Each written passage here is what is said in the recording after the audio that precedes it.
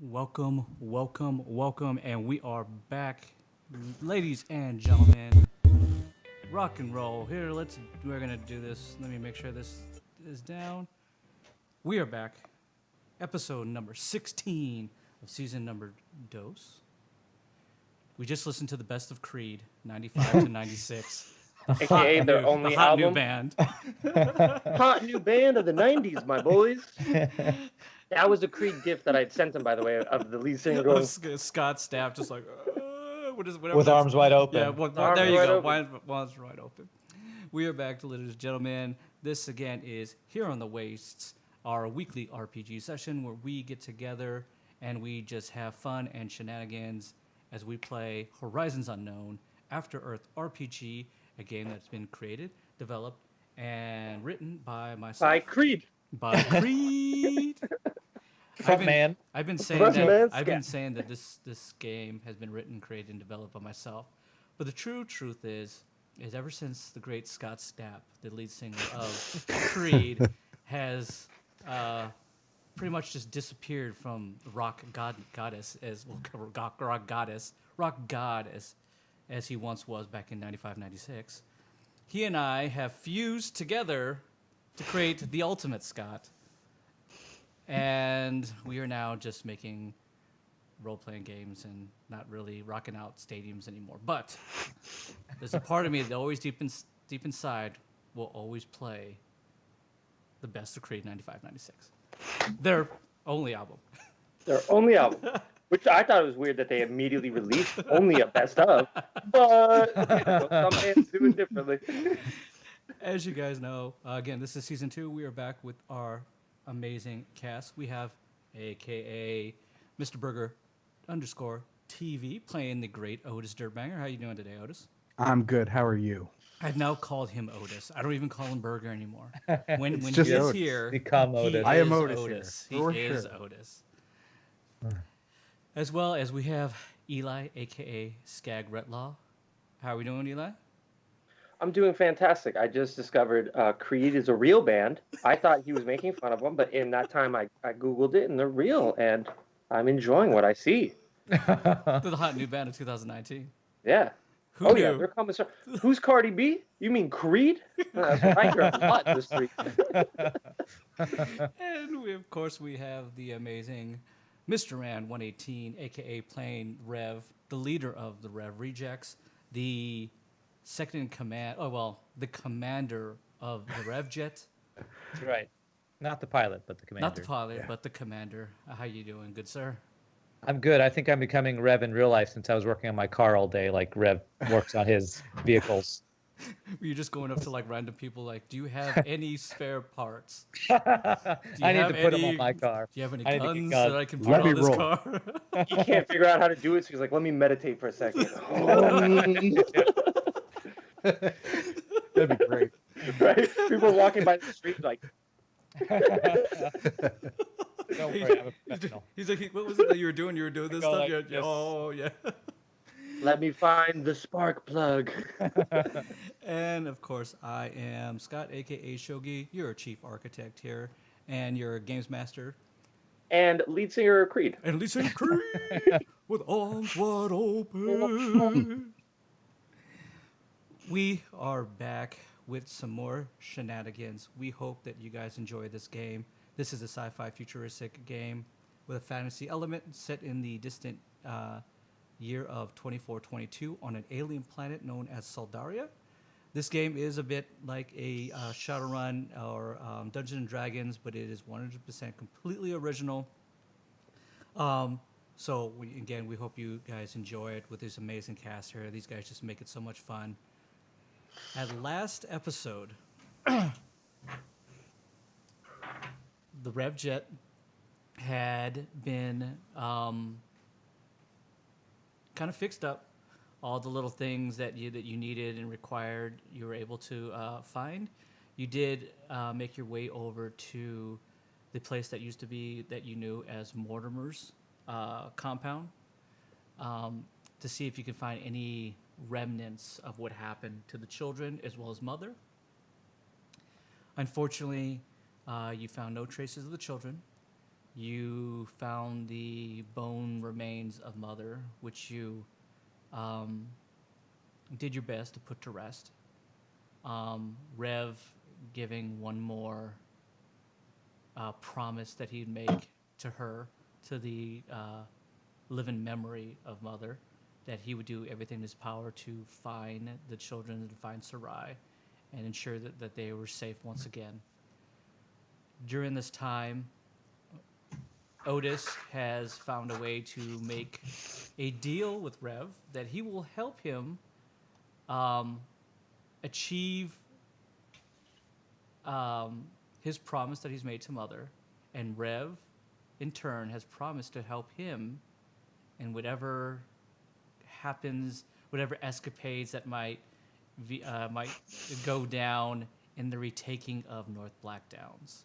During this time, Skag, unfortunately, has lost his most valuable possession in a trade because Otis no longer trusts Skag because Skag, because of the book, tried to kill Otis. It's all the book, guys. It was all the book. Unfortunately, in order to make peace with Otis, he did have to make an exchange and give him his most beloved wasteland fuel that he paid 50 checks for back in Bighorn, and it's only really taken 3 shots of the wasteland fuel to put him on his butt. The other one, he was about to drink it, and it was blown away and destroyed when they first got the RevJet. Hope I you're feel like you got happy, a Otis. really good deal on that wasteland fuel because way back when we like couldn't even get it. Yeah. I don't think I got a good deal at all. I don't know what you're talking about. As this happens, do you guys decide that you're going to make a beeline over to Los Rivos, a.k.a. Los Robles. And in order to do that, you picked up a familiar friend. You picked up one Mac, a small little drinking buddy that Skag met for a grand total of probably 3 hours. But they drank to friendship. They drank to freedom. And they in picked dog up... years, we've been friends for like at least This 30 is true. years. This is true. So, yeah. And with the help of Mac, you guys decide to make your way over to Los Rivos to see what you can actually get into there. You did get some information that Los Rivos might be a good place that you can pick up some parts and stuff for the RevJet and maybe some answers as well. As you try to get into Los Rivos, the guards in the towers did ask if you had clearance, and you guys concocted a plan to bring in a well-known, infamous celebrity. Thank you very much, Rand. A gentleman known as Big Bart. As Mac goes off playing off that he is Big Bart, he has created a little bit of an entourage, a.k.a. Rand, who is security, a.k.a. Skag, who's BFF, and Biffles, Otis, for short. who is junior security. Junior security. Unfortunately, on your way in, Otis did kind of crash the RevJet, breaking the landing gears, and probably scratched up a little places, dinged it up that didn't sit too well with Rev, but Nah, gotta fix it. yeah.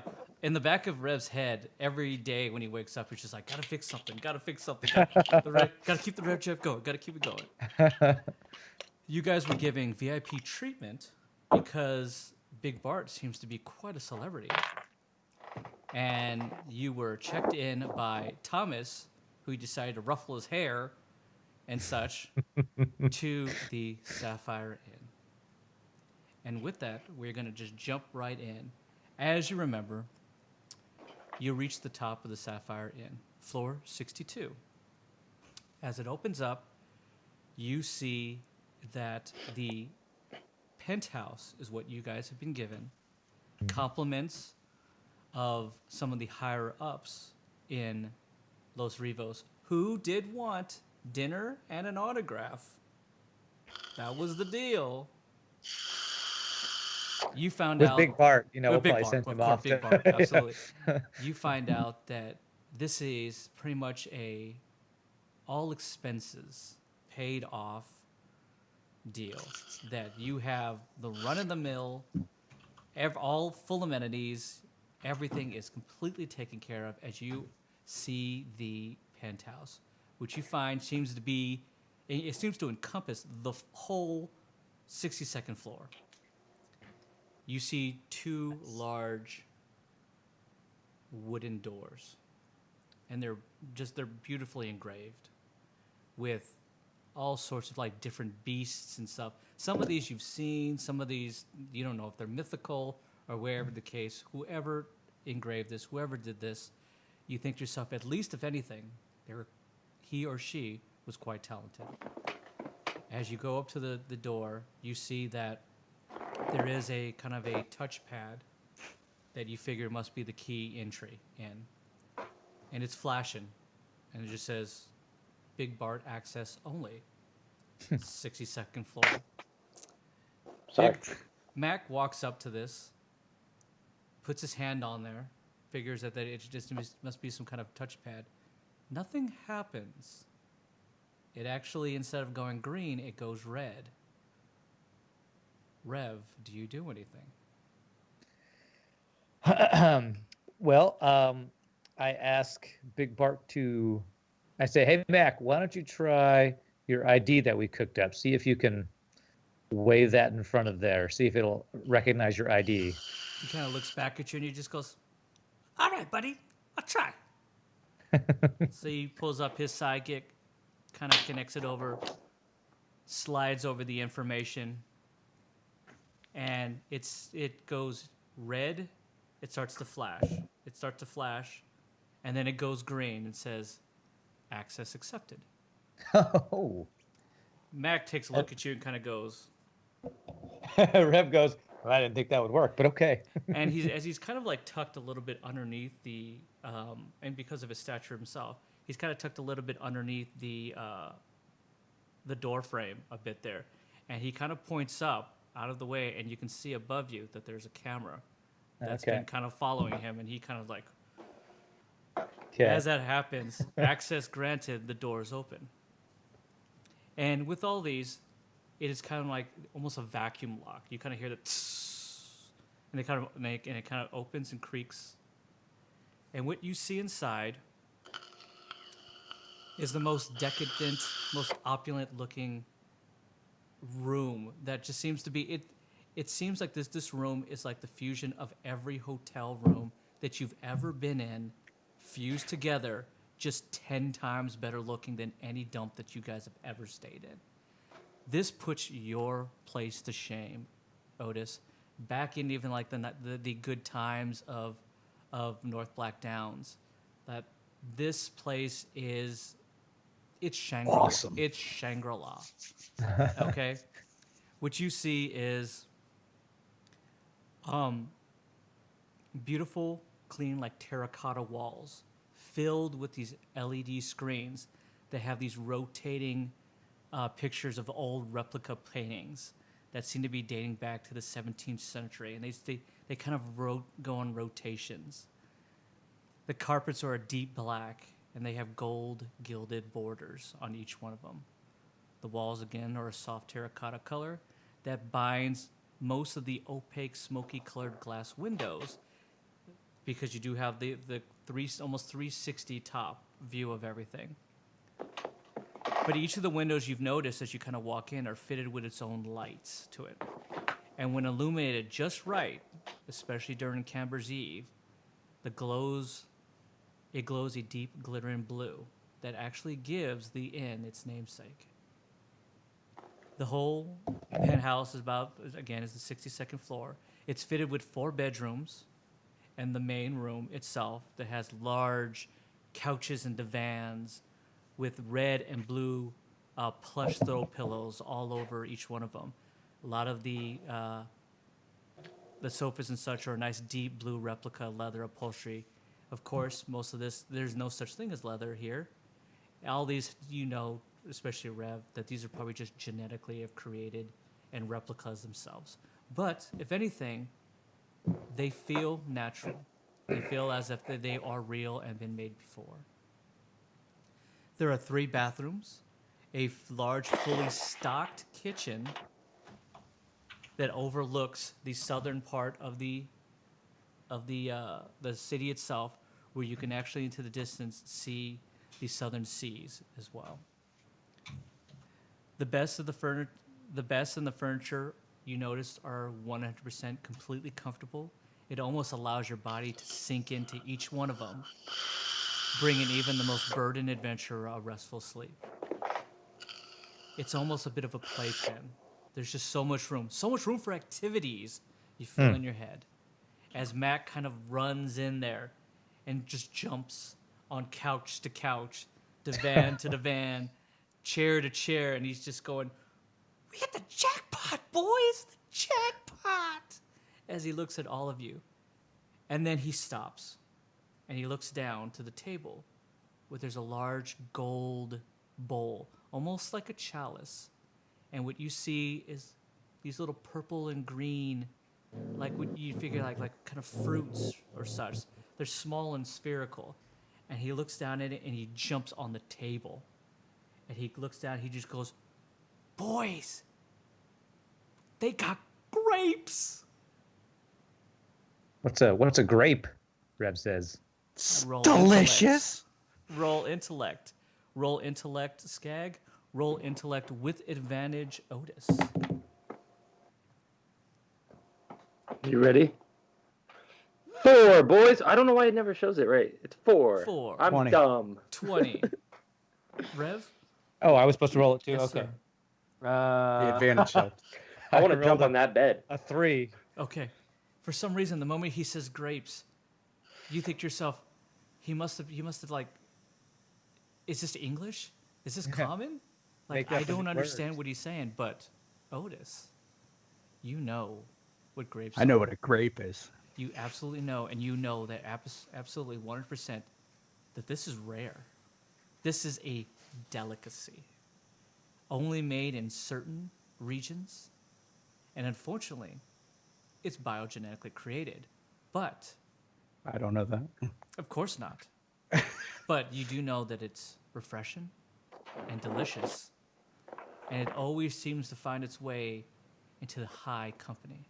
It seems to be like the caviar of this world. As you see Mac grab a few and start popping them into his mouth.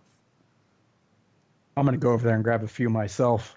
Mac takes a look at you and he just goes, he gives you kind of one look, and he kind of gives you a square look, and he just goes, "All right." Little nod. I give him a nod. and Yeah, he just I, goes, "Yeah, you know too, right, buddy? Yeah. all right. Yeah. Yeah." Rev goes up and grabs one and just starts looking at it like he's Yeah. never. Is It's this got an egg? It's got an What's the interesting. scanner saying? It's got an interesting texture, Rev, and it's a little bit squishy. And the very first one, you kind of squish. It's a little too much. Squirts out a little bit of like juice and seed. They're messy. Mac comes up and he grabs one and he goes to Skag and he just goes, "Skag, open up." Oh. And he tosses it at you.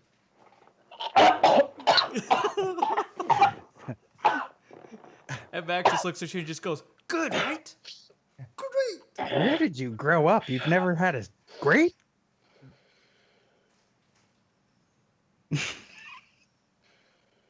My turn on the bed, and I want to just run and jump on that bed. You jump on the bed, Skag, and this is the most comfortable bed that you have ever jumped on. Actually, I'm sorry, it's not a bed, couch. But even for your large frame, it seems to fit you perfectly, like a glove. I'm definitely not acquitted of this couch, then, I'll say that. No, you aren't. Perfectly. And with that, Matt goes, Another buddy? And he throws this one, but he throws this one a little more gently. And he just kind of... As I'm jumping up like a kid. And he pops another one off and just goes, "Rev." Rev, And he goes, very gently. yeah, he goes, gently. Okay, gently. I'm gonna smell it first. Like, see if he can smell anything. It smells sweet. Smells sweet. Okay, he's gonna slowly. And What you taste is just something that is refreshing. I don't know how much taste buds a cyborg has at this point. I don't even know if you have a tongue. But what you taste is something juicy and refreshing. And it doesn't at least taste relatively unpleasant. This is weird. I've never had something so gooey before. And he goes, well, take a look at your buddy here. And Otis is just like, I'm guessing you Shoveling him he's in. just like shoveling him in. we haven't eaten for a while, so Hey, what's up, Ken? You sick grape sniffers. Well done, Ken. Thank you. So as you guys are just like popping these, and obviously some of these guys are enjoying it, Mac actually sits down and he just goes, okay, listen, guys. Now that we're in here, I look at Rev. Because I don't think Mac's the leader. oh, fuck. don't think fair he's enough. I was thinking, like, did you want Rev to do something back? No. You once he like looks at Rev and just goes, Rev, grape again? Should I feed it to you, good sir? He sits down and he starts to pass out the grapes to each one of you, and he does it. He does it like he does it fairly. Each one gets one, but he does slide a few more to Skag, one or two more. And the last kind of like bushel, he actually looks to Otis. And maybe to make a bit of peace, he just goes, you can have that one, buddy. I take it. Yeah.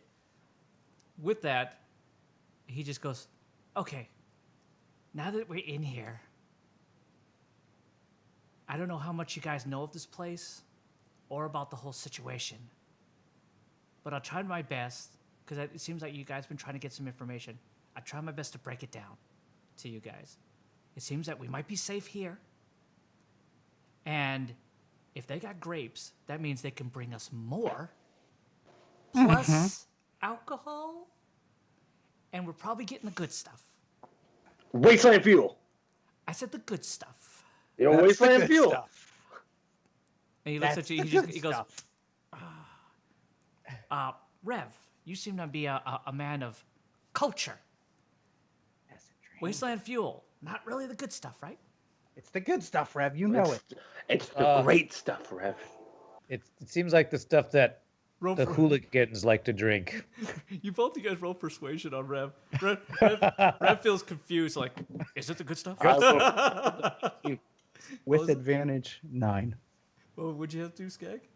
15. Okay, Rev, for some reason or enough, the moment when Skag just kind of like, it's the good stuff. Well, here's the thing.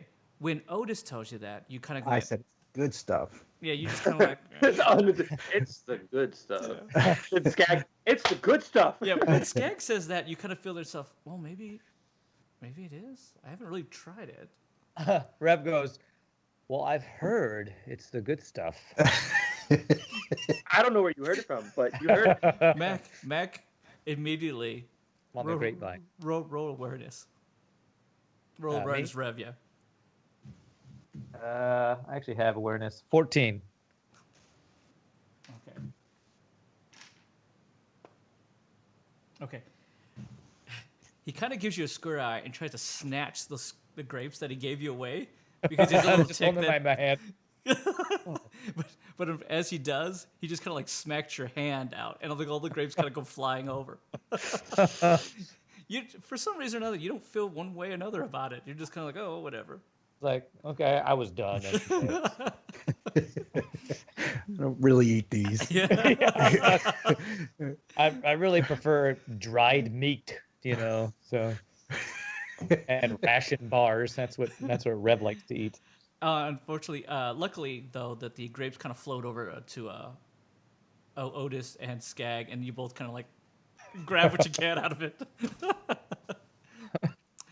As that happens, he just goes, tell me exactly what you guys want to know, and I'll see what I can tell you. Do you want to know first about this place, this city? Well, Rev says, first thing, Are there any good places to work on the Revjet? I want parts. I want weapons. I want to upgrade this thing.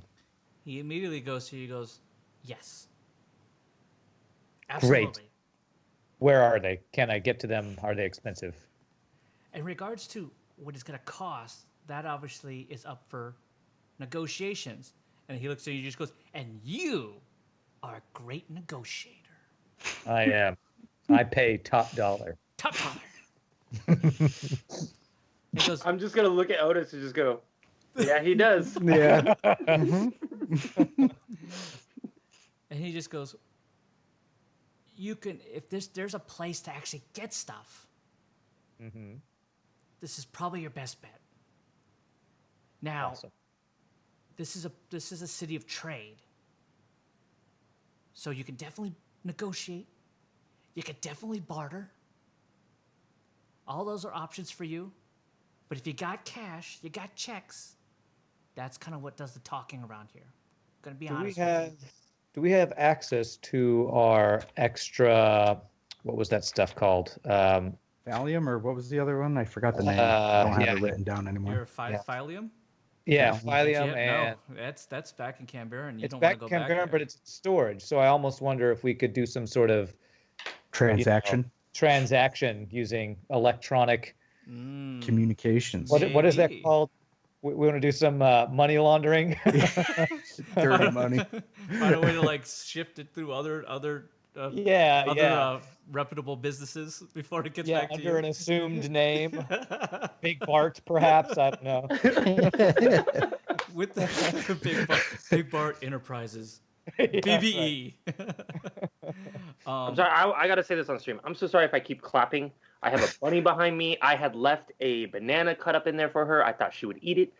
She did not, and it unfortunately attracted gnats. So that is why I keep looking around, and that is why I'm clapping. It's because I thought it was just because you were on a cocaine binge. Yeah, there you Just go. like seeing stuff. did you not hear? I just bought a new phone. I can't afford cocaine yet. I have to wait till the next There you paycheck. go. I bought a new phone as a coke tray. So As that, he kind of like sits down, and as he's like kind of slowly just kind of like popping these grapes and kind of really enjoying it, he kind of like settles himself into these nice chairs that seem to be oversized for his like very small stature. As he does this, he starts to stroke his beard, and he goes into telling you what he knows about Los Rivos itself, which in the end he tells you is this: that Los Rivos is a city of technological information. It is a city of import and export trade. There is limited production when it comes to just some of the terrain vehicles that kind of come out of this place. The city is beautiful, yet simply built. While San Dormo is much more to see architecturally, Los Rivos has much more in regards to just a solid social infrastructure. That makes it a hub for all those who are looking to make a check. This place has bars. This place has fighting pits. This place has gambling, etc. Los Rivos has the most collection of cyborgs, or of anyone that they are considered to be the unsullied and such, which would be in regards to Rev's character. It is a place that's probably one of the few places here that discriminates against no one. You bring what you bring, money does the talking, so does information. The city is bound by a series of interlaced, interconnected rail systems that you did see initially coming in that reach from the ground up to almost 20 feet or so off the ground. They house monorails and the taxi-like skiffs that you guys did ride on as you came in. They use these interconnected highways to wrap around and within the city from building to building, creating a useful transportation system, as many of the buildings are built upon each other. So they're built up, then they are built out. Los Rivos is actually not a big city in regards to land size. It is only about 2 miles in diameter. As if it was easier to build up to keep everything close within the already built walls, putting self-contained a self-contained idea as the best way of keeping self-preservation for themselves. Most of the space is small tech production and a large bazaar like showrooms that unveil the newest creations coming from either Dynamo Solutions, Acheron Armaments, and whatever Oberton Hill creates to keep the Helicon Industries name still alive. He tells you that Baron Moss Moncrief sits within the great rotunda next to the obsidian-colored round building that houses the Hive, simply named the Obsidian. The Hive that you do know, Rev, as well as all of you, is a series of supercomputers that take in and push out constant flow of information that connects the wastelands together. This was just what was left of a small piece to more of the larger piece of the supercomputer known as the Colony, which was the galactic computer that was bound to Am-Sharai to help house and connect other settlements across the galaxy. As Mac lays down on the couch, getting even more comfortable, he kind of scoots in, propping up some of the pillars up kind of like behind him. He tells you that if anything, if you're looking for answers, this might be the best place to find them, because this is a place of information. Unfortunately, he tells you that most people here would rather keep their mouths shut. But if you do have the money, you do have the checks, you have a bargaining chip and you have some leverage. He also begins to tell you, more importantly, in regards to the name that he tossed out of Big Bart. He explains that no one actually has seen Big Bart in ages. Some say that he ventured to the southern lands of Anea to find other beasts not yet known. Mostly that Big Bart worked with many intermediates, so no one ever hardly got to know who he really was or even dealt with him face to face. So at this point, knowing what he even looks like is sketchy at best. The only thing that you do know is that Big Bart was short in stature, the opposite of his namesake. But what he does tell you is that what Big Bart lacked in stature, he made up in personality, as well as pure fucking will, as he states. No beast ever bested Big Bart, even though many had their chance. And he said, if anything, using the alias of Big Bart got us in here safely, there might be a problem if they start to look more into who Big Bart is. But the benefit is no one really knows where Big Bart is or even what he looks like. He's almost a mythical figure as being the greatest beast hunter that has ever walked the wastelands itself, that has ever walked Lumina. And with that, what would you guys like to know? Or what would you guys like to do? I'm gonna sit beside. I want to sit across from Mac. I want to know what's going on up north in the North Black Downs, the mines around there. I want to know how people are feeling up there, if they want a change. I want to know if there's any people around here that might want to help make a change up north. And you said this is trade hub, so I figure I could go out there and I could get ready for a big trip. He looks at you. He seems a bit quizzical into the way that you're actually presenting the information, because it sounds like, from what he's known of you, all of a sudden you feel you're a bit more serious than you usually are. And it sounds like you're trying to start a war. So he kind of looks at you and he just goes, listen, buddy, be honest with me. What is it that you're looking to do? Are you trying to take back the North? I want to go back home eventually. Do you know who you're going up against, though, right, buddy? Mm-hmm. Does it make you afraid? Not at all. He'll have what's coming to him. with that, he kind of looks at you and he just goes, "Well, listen, man. I wish you luck. I'm not a big fan of that guy up there. I'll be honest with you, man. He's a grade A douche. Douche. I agree. He probably hates grapes, too. No, he likes them. Damn it." He's a And- real son of a bitch. As he pops one in, as you say that, he kind of spits it out. He kind of puts it down. He's just like, "Are you gonna kill him?" I want to yell, hopefully. And he just goes, "Wait, Skag, you're not going with him, are you?" I'm just gonna look at Otis like, I mean, you're on my ship, so you kind of I'm have to. assuming so at this point. Immediately, Rev feels a little twinge when he says that. Yep. When he says "my ship," he just goes, Yeah. "Oh." Oh, and our ship. I apologize. You're right. It's our ship, Yeah, the Rev Jet. Yeah. the Rev Jet. Our ship. As you kind of say that, he just goes. He looks at Rev and he looks at Skag and he kind of like his eyes just kind of scale across all of you. And he goes, "Are you guys looking to raise an army?" I'm looking for some kids who were stolen, but looks I at you think and he they're goes, up that direction. "You're gonna get a kid army?" No, we're gonna Otis, get the an dream army is coming true. to go get some kids that Right, they to- stole. For an army.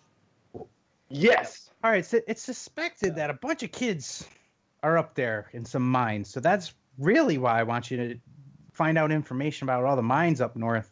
But I want to know about the North Black Downs for my own selfish reasons. It's for the kid army. Oh, okay. Listen, buddy. I don't know much about the North Black Downs. I just know what's going on with that jerk off up there, and I heard that he's like killing insubordinates left and right. But if anything, I heard that he's in really close with the Bandit King. Like they're like Skag and I, like besties. The Bandit King? You know who the Bandit King is. Falcorn. Come on. Yeah, I know. Take another scrape. That face I looks grab like you need one. it. I pop one in. Falcorn. Yeah, Falcorn. Nobody likes that guy. No, but he's been prosperous. I mean, yeah, he's a jerk. I mean, what are your thoughts on this, Rev? About Falcorn? I've never met the guy. All right, back to you, Otis. What are your thoughts on this guy? Are I you like ta- kids, though. because listen, if you're gonna raise this, if you're gonna raise this kid army to fight grown adults, That's not what we're doing, by We're the way. not fighting. We have to. Look, Mac, I said it was a stupid idea, but they're the ones who really want to do it. There's no kid army. you Not just said yet, that you're Otis, looking. that's why we're you're looking for a here. bunch of kids, and you said you're going I to take feel back like Black there's Downs. some breakdown in communication going on here. Look, Mac, I just want to say I'm here for the ride. I wasn't initially a part of this kid army thing, but what happens, happens, right, buddy? He goes, listen, all right, guys. Whatever army you got going, kids, or real people, kids. You're trying to, okay, let me get this right. You're trying to find kids, and you're trying to take back what you say is your home. Is this correct? I'm not taking it back yet. I want to know what's up. Well, all I could tell you, buddy, is that if you really want to know what's going on up there, you might be able to find it here. I might be able to get you contact with some people who might know some stuff more than me. Rev, Yes. I can find you kids. That's no. Okay. He pulls out this collar and he goes, I need to track where this came from because whoever used this, bought this from the industrial, whoever made this, whoever bought this, took the kids we're looking for. I was supposed to detect them. Do I notice? This is the first time This will I've be the seen first this. time you did notice. Go ahead and roll intelligence with advantage. Should I roll 2 since I'm there? Yeah, sure. 19. It's from Okay. Sandormo, right? Oh, what did you roll? Oh, I had a 10. 19. Yeah, you I'm rolled sorry. 19 and 10. 10. Okay. To you, Skag, it looks like just a broken piece of metal. It looks like a nice golden piece of metal. But you do notice, Otis, that yes, absolutely, this has been used, and it's been used for years by those in Sandormo in order to essentially mind control people. Now it That's- seems that they're using it on beasts as well. Mm-hmm. So it's like a slave collar where they can control whatever's wearing it. Yeah, that's exactly what it is. That's Sandormo. That's what the knights use. That's Sandormo all over it. And that's what we're going to use, Mac, for our kid army. Can we recreate it? Is that what we're here for? No. No, we're not Nope. enslaving kids. slavers. We're doing the opposite. God, Skag. I don't think I was there when you guys talked about what we're doing.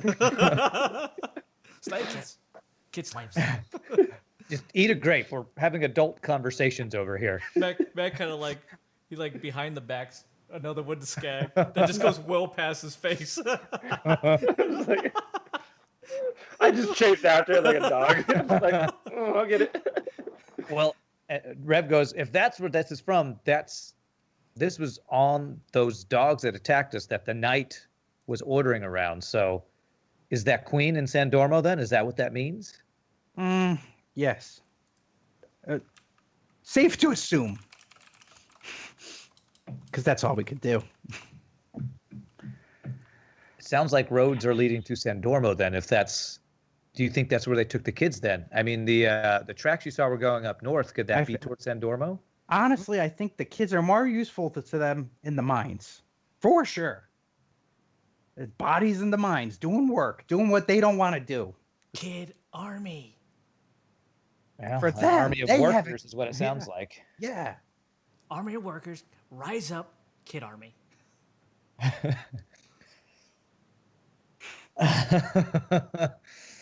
Well, that's where we need to go then. We need to get to these mines where these kids are. That's our goal. And I want to fix the Rev Jet and make it better. So we need intel. We need intel of what's going on in the mines around there. For sure. And I need to go buy. We need weapons. I need stuff. Yeah. Okay. Yeah, with Mac kind of looks at you guys and he just goes, okay, I'm not exactly sure what your guys' plan is, but I'm with it. Yeah. Okay? Whatever you guys need, let's do it. This is the place that you can find it. You need to fix your jet. Do you got cash? You have the checks. I'm I looking got at you, checks. Yeah, I got checks. I also got collateral in Cambaron if Collateral, we can access big it. word. Make sure Yes. you use it in all negotiations. Oh, And you're amazing a negotiator. I am. I'll get the best price that I can pay. And for you guys, what are you looking to do? Number one, Skag and I are getting drunk. That's for after we get ready. Yeah, Mac, honestly, I think we need to get a lot of weapons first. Okay, so let's just make this easy. How much cash do we all have together? 50 checks. That's not a lot. I got 4,286 checks. That's I got 4,000. That's not a lot, and that's not a lot. What do you got on the collateral? The collateral, we have We have you, Big Bart. one case he looks at of you and he just goes, Good point. one case of Bolerium and one case of Is that what we have back there? And one case. Don't we have one case of each that we? I can't remember. Do y'all I remember thought what we we sold. left back? I thought we sold all of one of them. I had it written down. I lost the last I page. was under the impression we would just use Big Bart's credit.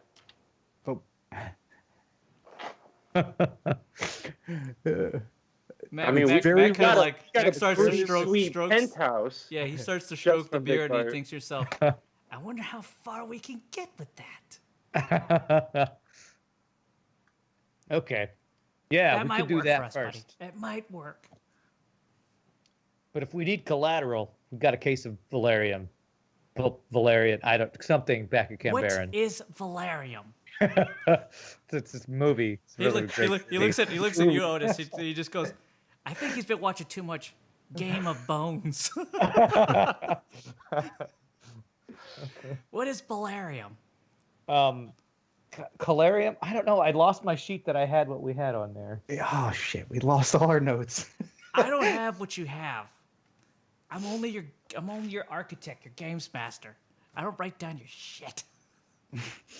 I'm looking through like all my sheets to try to find our case of what we had. Sure. Calarium. Calarium. Okay. Yes, Calarium. It was something like that. Okay. So you have, We have a what, case you have a case of Calarium? A case of Calarium in bank storage Yes. at Camp In Aaron. storage, yes. Hey, thank you so much, Fire, for the follow. Okay, and do you have anything else? And then my checks. And then okay, nice. Game of Bones is a thing. Yes, it is, Ken. Well done. Okay, as you guys are having this conversation, you guys are just trying to figure out what you have as a collateral in regards to any negotiations that you feel is going to be coming up. Mm-hmm. A incoming message happens and pops up From a man in a mesh shirt, Yep. apparently. on one of the large LED screens that comes scrolling down in front of you guys. And what pops on is a fairly young woman, probably in the age of her late 20s, probably early 30s. And she kind of appears as almost like a hologram in front of you. She's dressed in a kind of a formal suit, and her hair is bound up in a nice, neat bun. You notice that there's not a hair out of place on her at all. And she comes on and says, "Hello. Well met, Bartimus Bonds, a.k.a. Big Bart, the big game hunter. My name is Tarian. I am Baron Moncrief's head of security and personal assistant. I have been blessed to have been the one to formally request in one night's time to invite you to the dinner at the Great Rotunda, the home of the Baron himself. He's putting together quite a gathering of some of the very most important people of the region for a special dinner and in a great announcement. The Great Beast Hunt Revival. We are so happy to have you be one of our most welcome and esteemed guests. Of course, all of your entourage is most welcome as well. The Baron will take no for an answer, as you are the guest of honor. Of course, the sergeant of the guards and the hotel owner will be there as well, as I believe they wanted to meet you and get a autograph," as she smiles to you. "We will be having some of our best tailors sent to your room later in the day to craft you any formal attire that you each might wish. Of course, it's all on the house. We look forward to seeing you tomorrow evening." She bows, and the message ends. Well, I Mac guess we're going to immediately a party. kicks in, just goes, Hell yeah! Free food, boys. Free food. Let's get drunk. I instantly feel stressed. I'm with Otis on that one. I'm not having fun with Mac anymore. Rev's like, Mac, you realize everybody's going to be looking at you as Big Bart there. You're going to have to like act like Big Bart. and he looks at you and he just goes, Rev, it's me. I can do it. Do you have a plan? He looks at you guys and he just goes, We gotta live this up. This is our one chance to be celebrities. I don't really And I'm taking want you to. all with me. Junior security, you're coming. There's going to be a lot of people there. I wonder if we can recruit people for your army. She said there's going to be Otis. some powerful people. Big game hunters know how to use their weapons usually. See? Good. He puts up his like little hand high five, Rev, like, great job, buddy. And Rev like raised his hand. Yeah. Yeah, they actually just don't touch waves. at all. They just kind of like come back down. He just goes, Otis, this is your chance. I can't be seen. Grow a beard. It's one day away, by the way. It's tomorrow. Listen, You're halfway there, Otis. I can see it. did I not hear this guy say, this guy, did I not hear this young lady say that some of the best tailors will be here? I'm to assume that can make you a disguise. No one will ever know. You're on to something. You can brush up and talk to some of these people, get some info. Skag, you and I can find some hotties and get drunk. High five. High five, Skag. Boom! I want to hit him so Yeah, hard that he like, He kind of like almost goes like completely off. He's like, what the? Gosh. He's got a good point. There are a lot of connections there. Otis. Yeah. I So- could go talk to people if you want. Yeah, I mean, like you almost kind of come from royalty. I'm to assume that Yeah. you've learned how to like socialize. Uh, And he kind of looks at Rev. I mean, has he? The North's kind of different. I don't have much experience in that department, so Then he just he goes, seems pretty likable to me. oh, okay. And he looks at Skag and he just goes, right, buddy? He's like smelling his ass. He goes, well, what did you say? either way, we got time. All right. And I if gotta he's work saying that can't take no for an answer, I'm to assume we probably can't leave. If you get my drift. I don't think he's the kind of person that just kind of like lets you walk out the door. Yeah, I'm he's just the saying. governor or whatever, right? All I'm saying is we can't have a long stay. I mean, yeah, one night, one extra night, we party like it's 1999. Partying. I want to party like it's 1995 to 1996 when I heard that band Creed release their Greatest Hits album. Maybe they'll play Arms Wide Open. I love history. You guys could party, but I'm not. Listen, you're going. To party. What are you gonna do, Otis, while we're at the party? I mean, Yeah. if I'm going What as are head you gonna security, do? Junior security? He's coming. We'll make sure that when the tailors come, that you are so decked out, Oh. no one will ever know that you are who they don't think you are, or might think that you're that guy. So it'll be great. It'll all work out. You'll well, as long as we're disappear. not wanted posters again, like Overton Hill, we don't Yeah. want to have another city we can't come back to. Well, that's fine. Just don't have him like keep pulling out the bomb thing. That seems to set people off. Well, and Skag. I haven't done that in a while. You did it to the Fat Four. How do you know about that, Mac? I learned things. I hear stuff. I heard from Skag. So listen, you guys can go do whatever you want to do. I'll give you a call when the tailors are here. And then we can get dressed up and get ready for the party. Of course, that's not until tomorrow, but you have more than enough time to recruit kids and to fix the jet. Deal? Sounds good to me. I'll need kids. I heard there's a lot of kids here. We're not going to recruit him. Don't worry, Otis. He's You can choose. You can choose. You choose the army. Oh yeah, well he's gonna. Yeah, there'll probably be kids. I mean, he's been saying that. He's been saying that he wants to put the kids to work, and then make them an army. Can you imagine? And he actually looks into your eyes.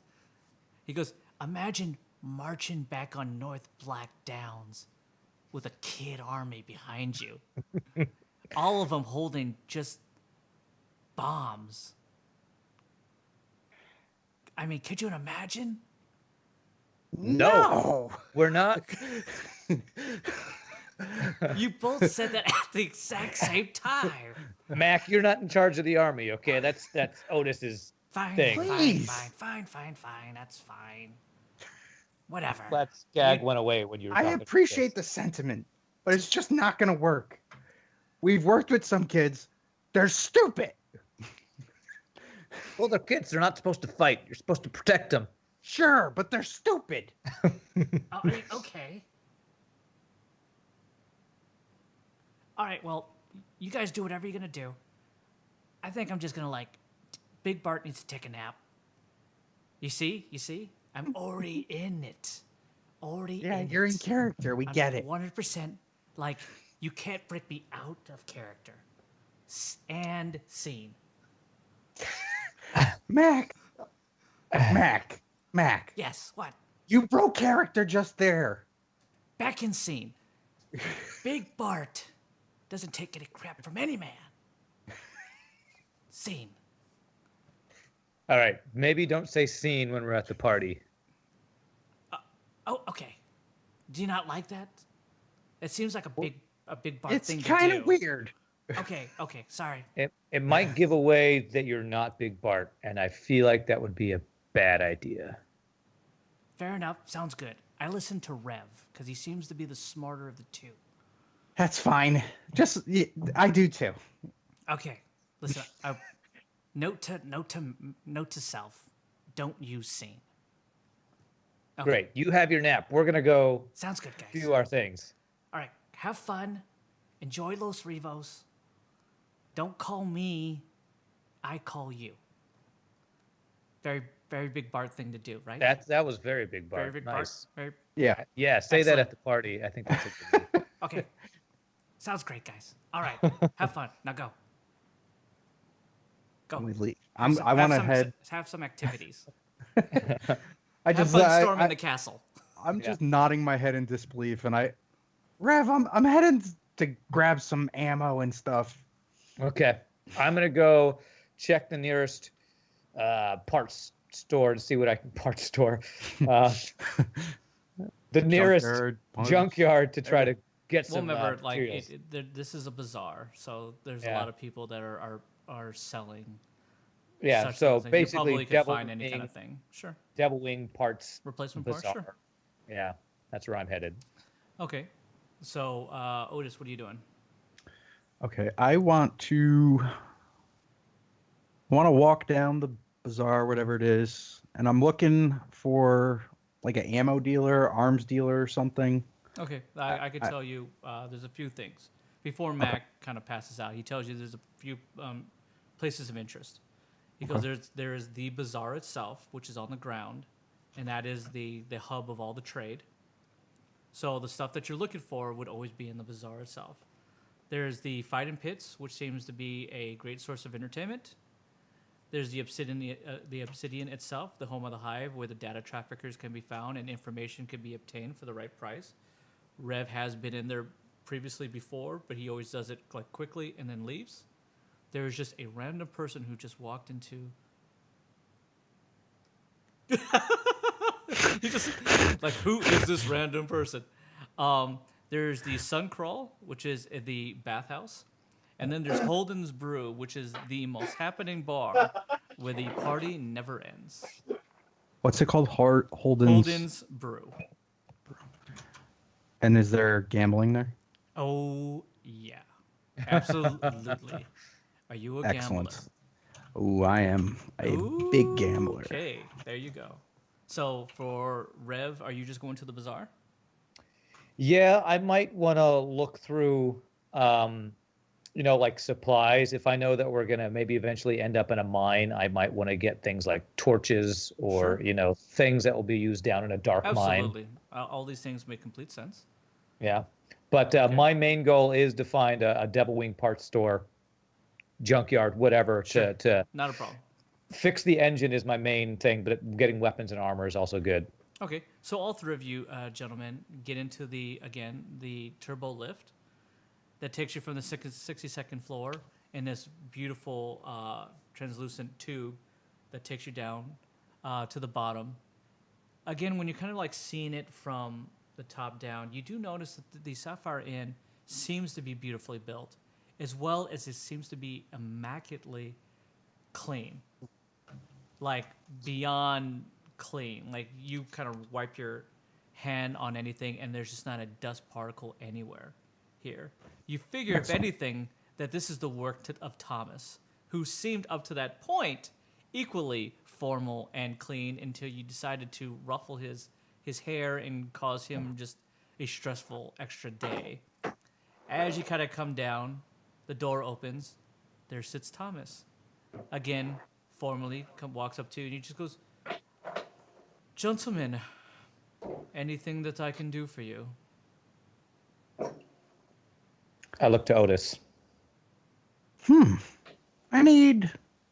have to head to the bazaar. Understood. How are your accommodations? Oh, they're amazing. Thank you. You've done a great job. I appreciate it. Thank you so much. Do you require anything else? Yes, I would need transportation to the nearest Devil Wing junkyard, parts store, You probably something where I can get upgrades. Of course, you probably could find anything you need in the bazaar itself. Okay. There, you will find import-export trading and such. I can definitely call a skiff over to make sure that it takes you down to the lower levels. And for your friend with the generous hands, So you mean Skag? I mean, yeah. How you doing, buddy? he looks at you and he just goes, I see you fixed the bald spot. "Yes. Is there anything that I can do for you?" I want weapons. A lot of weapons. Bazaar, follow your friend. And with that, he calls out one of these like other little guys who are kind of standing right by the door, kind of like scurries off, and he kind of flags down a skiff and merely goes, "Come." It merely takes you mere seconds before one comes up. You do notice as you're kind of like going out the door to kind of see this kind of like bustling, vibrant technological city, that there's skiffs and monorails just going all the time. So you're probably not going to have to wait for very long for kind of any kind of transportation. As one kind of pulls up, unfortunately, this one is not Lily, the very nice blonde girl, but a older gentleman who's probably in his late 90s, kind of comes up and he looks at you and he just goes, "Hey, boys, where can I take you?" Bizarre, right, guys? Yeah, to the bazaar. All right, well, yeah, why don't you boys just jump on in, and I'll take you down there. All right, get into the skill. I want to look at Otis real quick and be like, wow, that Thomas guy kind of brushed us off really quickly. It's kind of rude, right? I don't know his I problem. I like him. He's a nice guy. Try to help him with a bald spot and he treats us like that. I think you rubbed him the wrong way. I think he rubbed his hair the wrong way, a little too hard. Let's go. With that, the gentleman just waits for you to get on. He just goes, "You some out-of-towners?" You could say that. We spend a lot of time out on the waste. "Oh, I understand. You guys are out there just doing the Lord's work." Yeah. We're gracious folk, you could say. All right, just living off the land. That's kind of what you got to do on the big hunts. A little bit of Red like goes, a "Who's the vagabond. Lord? The Lord. Who's the Lord?" Don't bring that up to the Pillars of the Lost Dawns. Those gentlemen will brand the Lord right into you. I should know. And he kind of pulls up his arm, and you just kind of like see this like scarred in like sun that had been kind of like. And you do notice this is not a tattoo. This is somebody who just took a hot iron Scarification, and yeah. scarred him Yeah. right in. And he just goes, I didn't know who the Lord was before, but I sure do now. Yikes! You could get that replaced. I got mine replaced. He looks at you. He just, I understand. But the old arm, it's still working. Still does good. And he kind of like pushes it forward, and the skiff starts to take off. And as it kind of like moves slowly, and you kind of notice it's moving at the pace of him. That he's just kind of like, everything's just this nice laid back, relaxing kind of like vibe. Like no one's really, especially him, in any great rush to get anywhere. Okay. And he's just kind of looking at you, gentlemen. He just goes, so if you don't mind, could I get your names? Skag, also known as Biffle. He looks back to you with one hand, reaches back, shakes your hand, goes, name's Edgar. Edgar Reinhardt. My name's McConaughey. And he looks back to you. He just goes, it's a good name, McConaughey. Strong, right? Very strong. And you, sir? You can call me Security. Interesting name. You must be from the South. Yes. Gotcha. Not a lot of people here with security as a name. That's more of a profession. I keep it simple. Fair enough. I understand. You're a man of mystery. That's why I wear this cloak. Looks more like a Snuggie. Hey, warm out on the waist. As he continues on, he just goes, is there anything I can do for you, gentlemen? Weapons. Oh, that's in the bazaar. You'll be able to get that. But he looks down at your kind of like your size, and he just goes, you look like you already have weapons.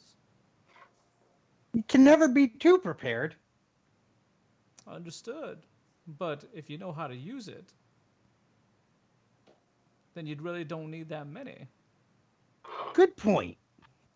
These guys I sometimes say you're a wise lose guy. their He is weapons. wise, yeah. Yeah. So- Wait, Wait, they lose their weapons? Yeah.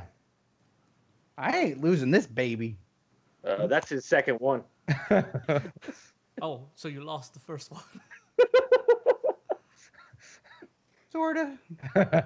Wasn't my fault. I got you. Okay, I understand. I understand, McConaughey.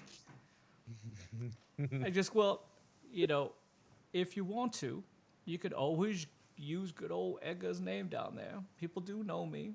Might get a little bit of a discount. You seem like good gentlemen. What's a Thanks, discount? Aggie. A discount. Well, that's kind of like getting something at less than retail value. I'm gonna look at Skag. He really good, huh? You can do that? Yes. Are you the kind of type of person? Well, forgive me. You seem like the kind of person who's an excellent negotiator. Maybe you don't require discounts. You might be right. I've been told I'm a good negotiator. Well You done. know, Edgar, I'm obviously bad at negotiating. I would love to drop your name sometime for Absolutely. a discount. You could absolutely I would. do that. Just tell them good Okay. old Edgar Reinhardt sent you there, and definitely they would be able to take a little off the top, if you understand. I definitely understand. Otis, do you understand? I do. Yeah. Well, Yeah, Us- it sounds like a lot Us of work. awful negotiators don't. Yeah, we don't have your skill, Rev. We might do that. Thank you. I Thank you. understand. So you're all just looking for weapons. Is this the case? No, I'm looking to do some upgrades on a devil wing that I have purchased Oh, at a premium well, cost. Well, I might add. How, if you don't mind, he kind of like leans into you. How much did you pay? Well, Been trying to save up for one for quite some time. we sold another vehicle we procured and paid about 61,000 for this devil wing. He looks at you, kind of like bright-eyed. You can really kind of see the crow's feet and the wrinkles in his face. He kind of looks at you and he just goes, well. If you don't mind me asking, does it fly? It took some work, and I'm still working on it. But our expert pilot over here, he made it. Oh, He made it. McConaughey? Mhm. McConaughey, the expert pilot. Yeah. Well. I'm not as good as that Otis Dirtbanger guy, but I'm getting there. Oh, Otis who? Dirtbanger? Red like elbows him over in the shoulder, like Do you elbow?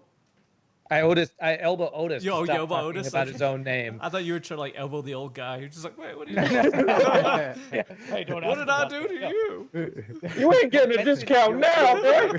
Start jumping the old guy. This is what you get for offering discounts. I can negotiate on my own.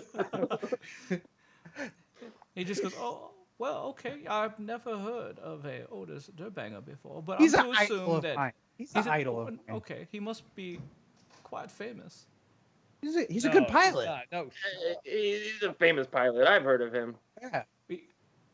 Well, famous pilot security.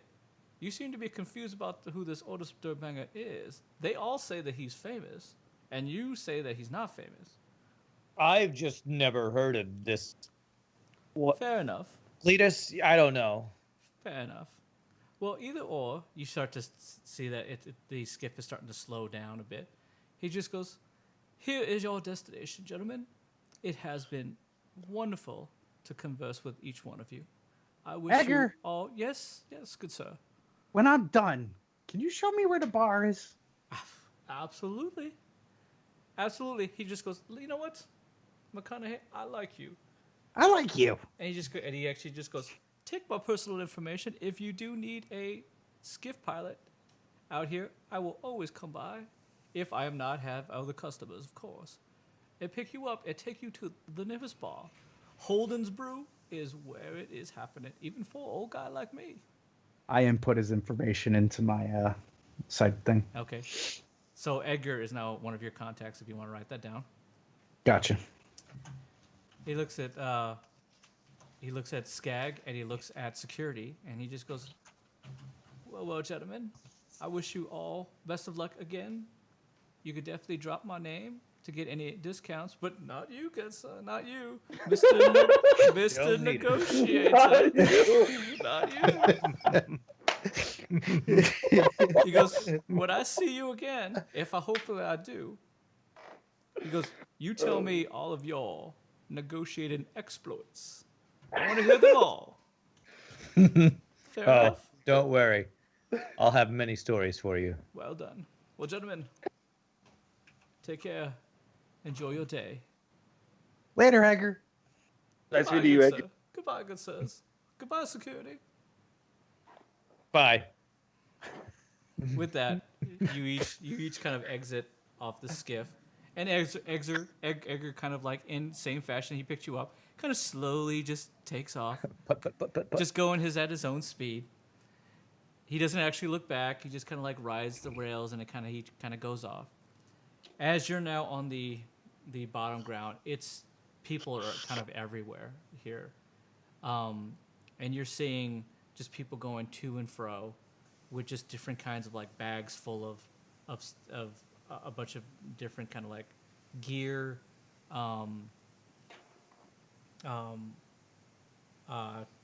vehicle pieces, very much like what Rev is trying to do.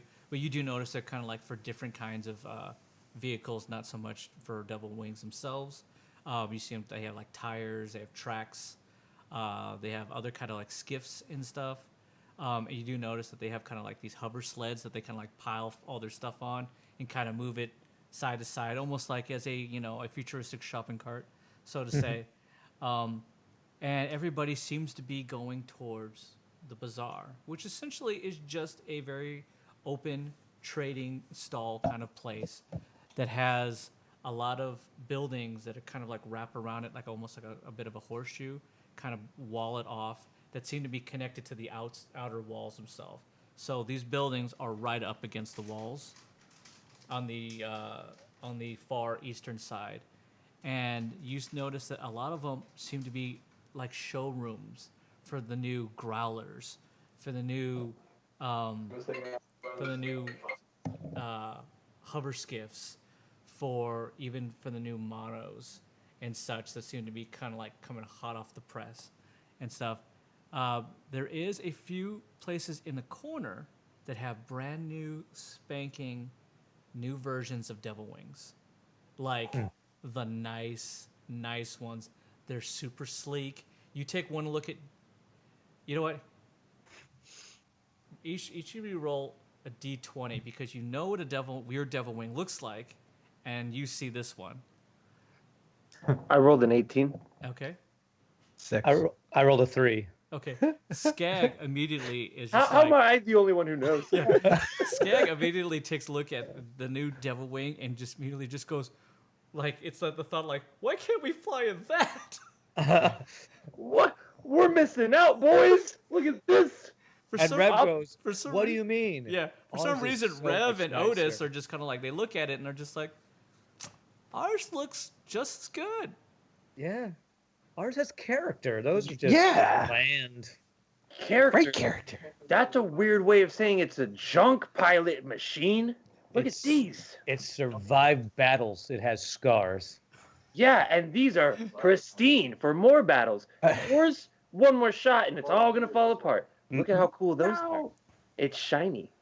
Yeah, when you see Skag, and even gentlemen that you actually see, and maybe in Otis's case, Rev is just completely oblivious to it all. He's just so enamored in love with what he's purchased Yeah. that everything, like, it, he is Cinderella. No matter how ugly it's a stepsister. Otis, you take a look at it and you're just kind of like, it is kind of nice, but you're just like, at least I'm a pilot of this one, and I never had any like aspirations of being a pilot before. No. Skag looks at this thing, and this thing looks like Battlestar Galactica, like Vipers. It's like super sleek, and it's big, and it's comfortable, and it's like the really, really sexy motorhome, and you're still in that like that pup tent in the back of your Ford Ranger. Like you have to like Lynn would crank love up and it this. just like lifts up and everyone stays in there. Like that one has like the TVs and the you know, it's got the the mobile kitchen. Wi-Fi. Yeah, mobile Wi-Fi, and it's got the nice bathrooms with a shower. Flushable bathrooms. That's essentially what you see and what you feel as you start to come across a bunch of other stalls and such. So with that, you guys can definitely go, and you just see tons of people standing in front of their stalls, in front of all their wares, looking for customers. With Who wants that, to go first? Rev, go first. Me go first? Okay. I'm going to walk up to the corner area where the devil wings are. And I want to walk up to the nearest salesman or proprietor and say, do you have anything a little more lived in? Something I can work with my elite, battle-hardened devil wing. The gentleman walks up to you, and he's kind of like smoking a pipe, very much like old the Mortimer did when you first met him.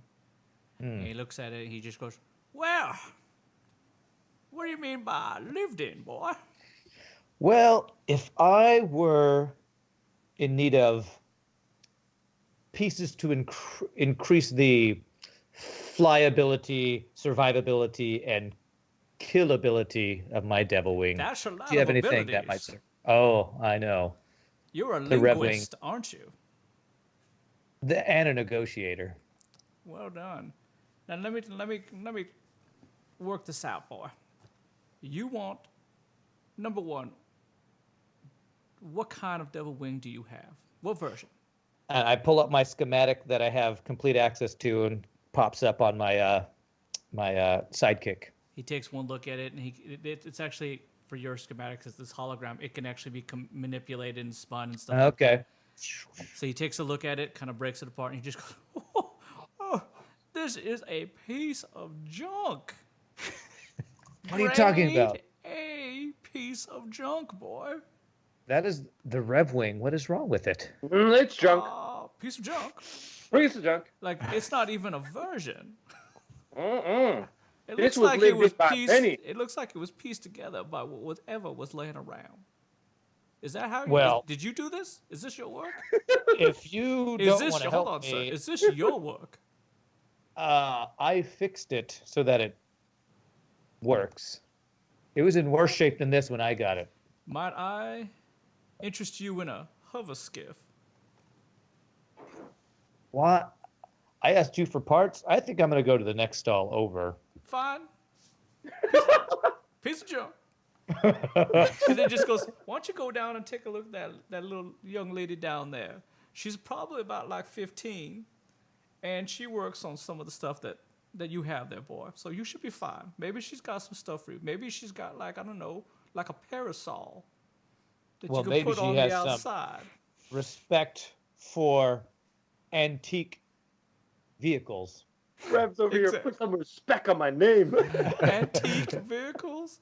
He there's a couple other guys who kind of like walk over and take a look at your schematic as well, and you see they're all kind of like dealers. They all kind of like laugh at you, and they're like, yeah, down at the end. Rev just like is in a huff, is like, oh, the nerve, and then just walks off to the to the another stall with older things. As you go ahead and roll investigation. Okay. Come on. Oh my god, I'm rolling threes over and over again. You go to another place that you think to yourself, maybe this was a little bit Wait, older. wait, Sure, wait. Skeg? I call Gunfighter's Luck. Because I get to use it now twice a day. I will use it once for this. to try to let me investigate again. I will give him this one chance. Sure. Because I know the Revjet is his baby. Right. Just one more. God, I rolled a 6. What the fuck, Rev? Okay, so yeah, Rev goes up to again the same place, and Literally no, walked over. I was like, it's just wait like a minute. it's 2 down, This and you is think to good. yourself that 2 stalls down probably means older.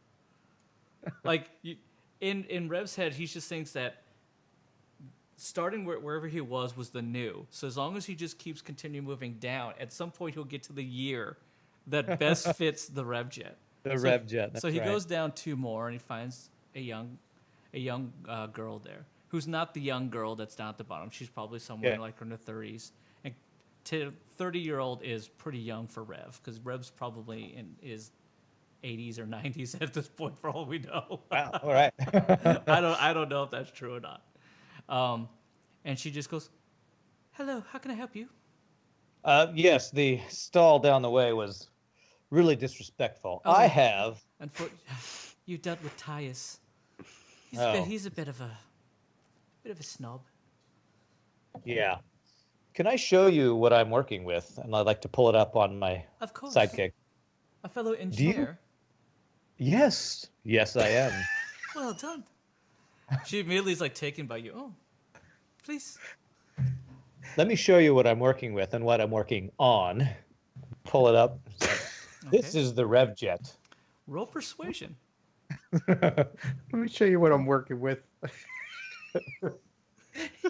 I rolled a 15. 15. For some reason, immediately when you pull it up, you see the same flash and look that Tyus gave out of her eyes, but you start to kind of like sweet talk her a little bit. What exactly are you saying in order to reel her back in? I know she doesn't look like some of those flashier models, but put some armor on her, replace the engine, get some new guns. I'm thinking this thing can take a beating out on the wastes. What do you think? She looks at you. She starts to manipulate the schematic in this 3D hologram image. And she just goes, "Listen, it's not going to outrun some of the newer, faster models. But maybe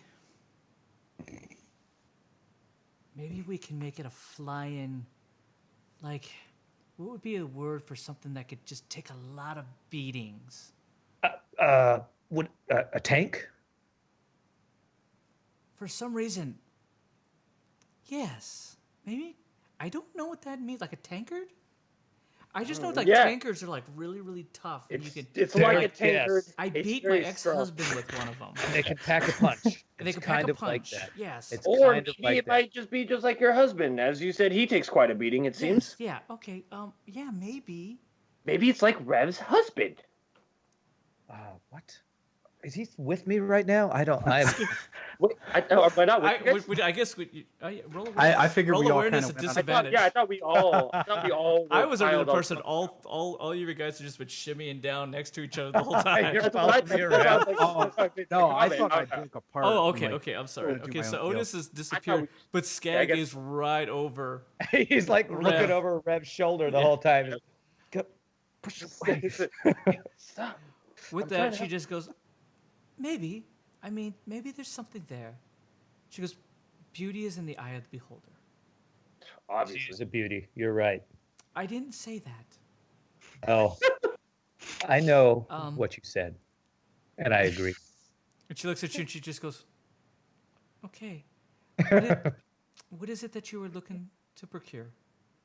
Well, first of all, the engine's running, I think, at max 56% or so. I don't She know if looks we at you can and she take goes, it. ooh, not good. Yeah, I don't know if we need to replace it completely or upgrade it. I think I might need your expert opinion on that. She goes, okay, well, how much are you looking to spend first? Let's just see what you have. You have a very older version Devil Jet, probably first generation. But either or, if you're looking to upgrade, it's gonna still cost.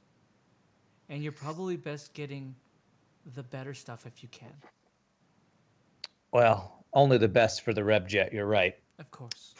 So I pull up my account and show her my exact number of checks, which is 4286. And then I also say I may have access to the value of a crate of calarium as well. She takes a step back and she goes, really? What does it mean? And then she looks at Skag, who's kind of like peering even closer, and she just goes, for both of you, what does that mean that you might have access to that? Well, No. it's being stored in Cambaran. So I'm unaware if it is or not. It is. No, it is. She's so conflicted. push him away. Don't listen to him. Oh, I thought you I'm didn't know. in charge No, I know where it is. of the finances. I'm 100% aware. We left it in Canberra with that store owner who's holding it for us, correct? Yeah, it's in storage. Yeah, it's like I a- guess a- my question account. is, are you I think absolutely that's sure a- that you have calarium there? Because I don't think you do. You have phyllium there. That's what you left. I thought it was You- Calarium. You, and haven't been back to Cambaran since. Well, so the calarium is what we sold initially Yeah. to get our money. It must have been there. Oh, I thought it was the Okay. Phyllium. Yeah. No, Cerulean is what you sold in the beginning. Okay, so we sold the ceruleum and we Cerulean, kept. and you kept the phyllium.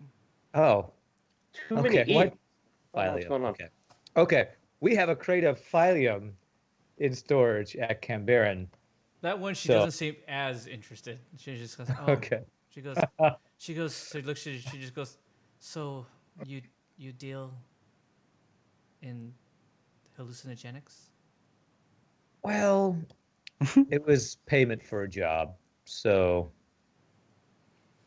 if I can sell it to get credits, it's fine. If that's value for somebody is higher than credits, I am willing to make a trade. Here's my question to you.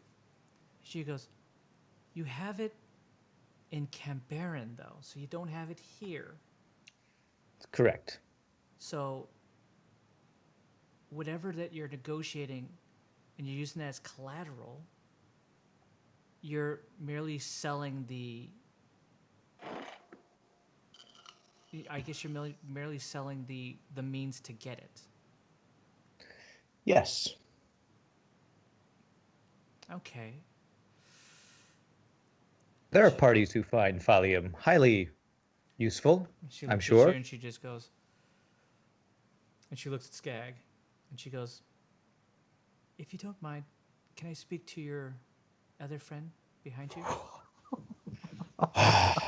Okay. Disappointedly say okay. And I'm just gonna scoot him by, you know? And she just goes, he doesn't seem like a very good negotiator, does he?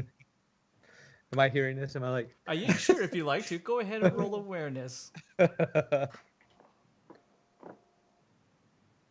rolled an fighters eight. look, psych. I don't want you to What hear was this. it? An 8 was my highest. Yeah, I went to. There's just too many people going on, and your sensors are like an overload of all these talking. You try to pinpoint just hers, and it's just muddled. Okay. She just goes, "You have Phyllium?" Something like that. And she goes, "How many cases?" Depends. How much are we willing to work with for here? She goes, "I might be able to make a deal. I might know somebody who might be interested." Well, unfortunately, I don't work in mites. Fair enough. She goes, "How much you looking to part with?" Depends on how much you're willing to pay up front for us. If you're willing to give us some good stuff, I don't know, maybe a full case, maybe 2. She goes, she looks at you, and she kind of gets your vibe, what you're trying to do. And she says, "Let's be honest. Just up front, put it on the table." I open mouth kiss a horse once, yes. Okay. I don't know what a horse is. But he goes, "But..." Sorry, I was being I'll really leave that to you. honest. Yeah. I'll leave that to you. She goes, "Do you have access to it? Or is he just talking?" He We doesn't have seem access. he doesn't seem to be one who kind of deals in this. No, that's why I'm here. We have access. Full access to How- whatever we want of our stuff. How much do you want for it? If I get in contact with somebody, what is your going price? And most importantly, is this hot? Is somebody looking for this? Because usually you don't get Phyllium and just kind of like bring it to a bazaar and toss it on the negotiation table. For devil wing parts? No, of I was like, course. anybody want some Phyllium? I got some Phyllium. Yeah, It's like some dude walking around a Red Robin. Anyone want some cocaine? Anyone want some cocaine? I'm just here with it. It's like the equivalent. while you're like, while we're having this conversation, Rev's actually just going to each person, just going, "Phyllium? Phyllium?" I got a good deal on that, boys. It's not. Yeah, in the back, you actually hear him just goes, "Well, it's not here, but I can get it for you." You gotta give me time. I'll gladly give you Phyllium Tuesday for a demo wing part today. Today, yeah. She goes, "How much do you want? Bottom line." For all of a sudden, this girl that seemed to be on the up and up gets real sketch real quick the moment she kind of hears this. I've noticed. It's not a. I want to roll persuasion. I want to persuade her that it's not hot and that I want. Not a problem. Absolutely, roll top dollar. persuasion. Let's see what I can do here. Roll persuasion. You do that. I'll be right back. I gotta let my dog out on. Okay. Please, God. Oh, Yeah. he's gone. It was the 20. Oh, fuck. It was a 19. Close. Show it to him on the camera when he comes back. I always do this, and it always looks like, oh, it's a 3. Yeah. Nah. Nice. Look at how nice this dice is, though, right? Nice dice. I bought it from my Magic deck, but it doesn't work. Okay, and what'd you roll? You missed it. I joked about pretending to have rolled a 20 when you walked away, and then I rolled a 19. Okay, 19. For some reason, yeah, she's all in. Everything that you're saying, that she believes you. Oof. Negotiator, baby. So what? At this point, They call me the big whatever you deal. tell her, she's buying. So you convince her that it's Yeah, I'm gonna convince her it's hot. not stolen. I'm gonna Okay. say, you know what I'm gonna tell her? I'm gonna say, no, it's not stolen. Honestly, it's years. It's been years of just gathering it, and I've been procuring it. But we really need these parts. So unfortunately, that's why we have to put this on the table. It's not hot, though. She's kind of taken in. She goes, the moment that you wink at her, she's like, She forgot everything. She's like, oh, shit. kind of like, she kind of like, That might not be hot, but I am. yeah, she kind of like puts her strands of hair behind her ears there and tries to get a little bit more cute and more attractive for you, and she just goes, "What do you want for it?" Unfortunately for that, I will have to bring in the big guns. And I'm going to point to Rev. She goes, "Okay." Of course, Rev is just like, "Finally." I'm going to turn it. Stop! Rev, come here. Oh, okay. Please, right. for the love of God, stop. I got to go negotiate over here. Burgher up there just going, "Yeah, call me." Hit me on my. So you actually you come back and she just goes, "What are you looking for to get for the Thallium?" Well, let me tell you what I want to do with my ship, and maybe we can decide what kind of exchange we can make. Okay, what would you like? We need a new engine, we need armor plating, and we need at least 2 more high impact weapons on the Rev jet. And a replacement landing gear. Ugh. Yeah, that can Okay. be lower quality, you know. All right. Well, I'm mainly worried about the weapons. I mean, she looks at you and she just goes, "Which is the most important? What's your highest priority?"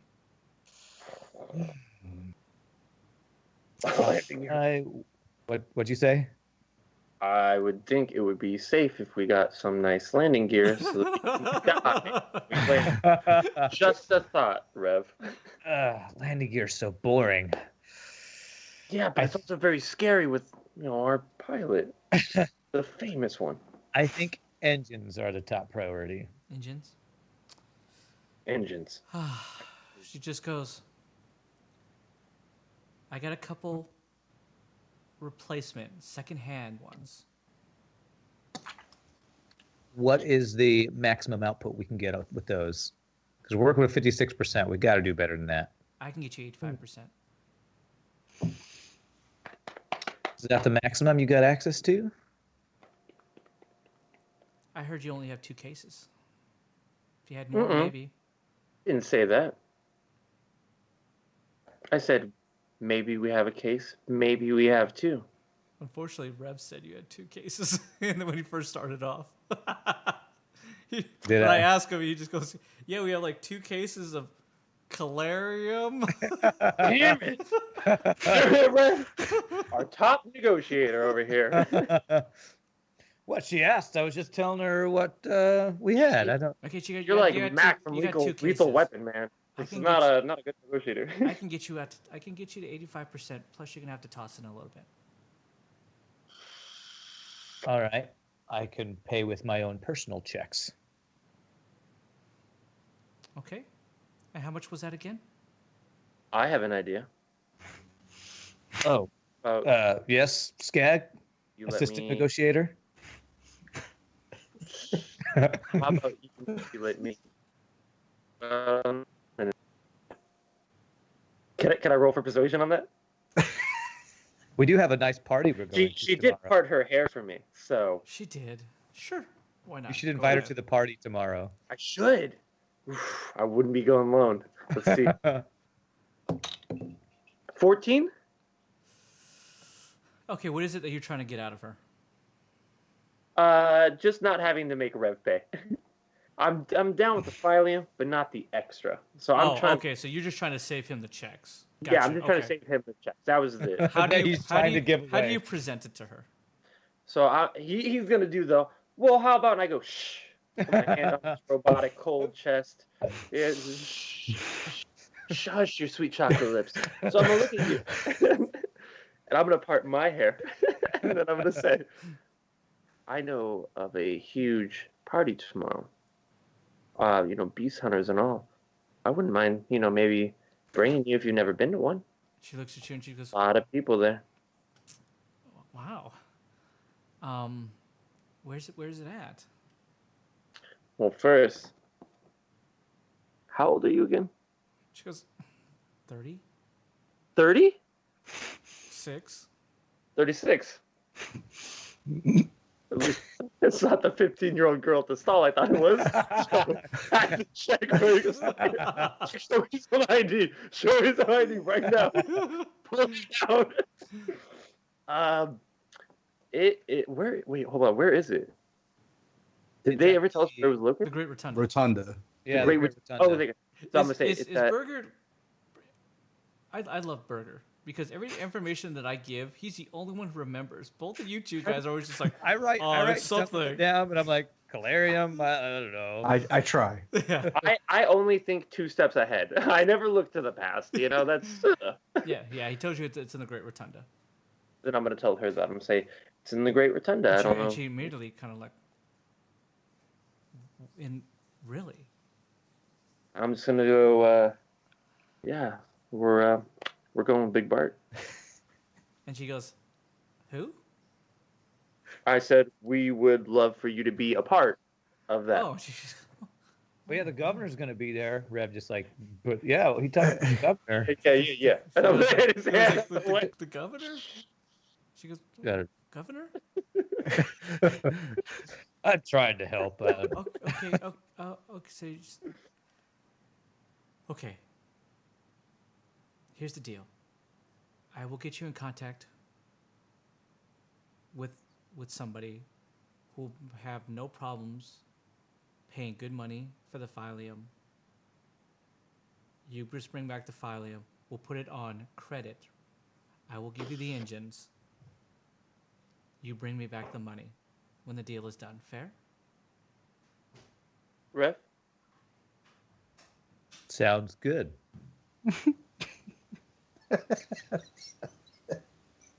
And she I goes, love the nod. okay. She goes, so tell me where you're docked. I will send somebody over to deliver it there. And I will, and she goes, I will get, no, you, my date. She just goes, I will have my contact give you a call. They'll probably meet over in the bar so you can hash out the deal and make the purchase. And we'll make sure that you get your engines. Is that fair? Sounds fair to me, my lady. And she immediately looks at you. She goes, so what time are you going to pick me up? At 7 clicks. Tonight? Tomorrow. 7 clicks from when the morning starts. And at one point when that sun hits, 7 clicks from then. She goes, okay. That seems fairly early for a party, but okay. I like to pregame. Immediately, she doesn't even know what that is, but she heard pre and she just goes, oh, okay. Yeah, I will be ready. How should I dress? However you want. Obviously, I picked the prettiest girl already. Immediately, Huge she point. blushes. She blushes big time, and she kind of like Skag's in, boys. she kind of puts her hand on her chest and she's like, I'm so glad I killed my that my ex-husband is no longer part of my life and that I'm completely available for such a handsome man.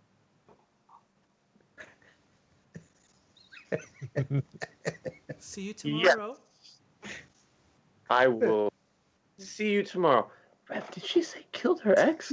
She I don't know. stops Rev before that as like Skag kind of walks away and she kind of pulls him in. She goes, By the way, what's his name? Skag. I don't even try to fake it. It's just Skag. There's no point. Is there any way that I can just get his contact information from you? Oh, sure. Here's his number. And I just immediately give her his number. She goes, Oh, thank my you. gosh. Great. Can I have my engines now? She goes, yeah, they'll be sent over. Where exactly are you? Is your landing? I pull up Your on landing my platform. sidekick, the landing platform. It's like 4A. It's nothing. I think it was, yeah. yeah. So I just pull it up and show her. She goes, it'll be there. Don't worry. Great. Great doing business with you. She goes, thank you for doing business as well. Bye. Oh, before I leave, was there any landing gear, engines? I mean, or weapons or armor, or just the engines? Oh, if you like landing gear, it'll probably cost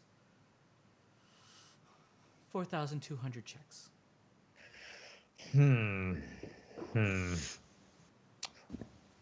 I'll get back to you. She's gonna try to persuade And I walk you. off. She's gonna try to persuade you. I'm like, feel.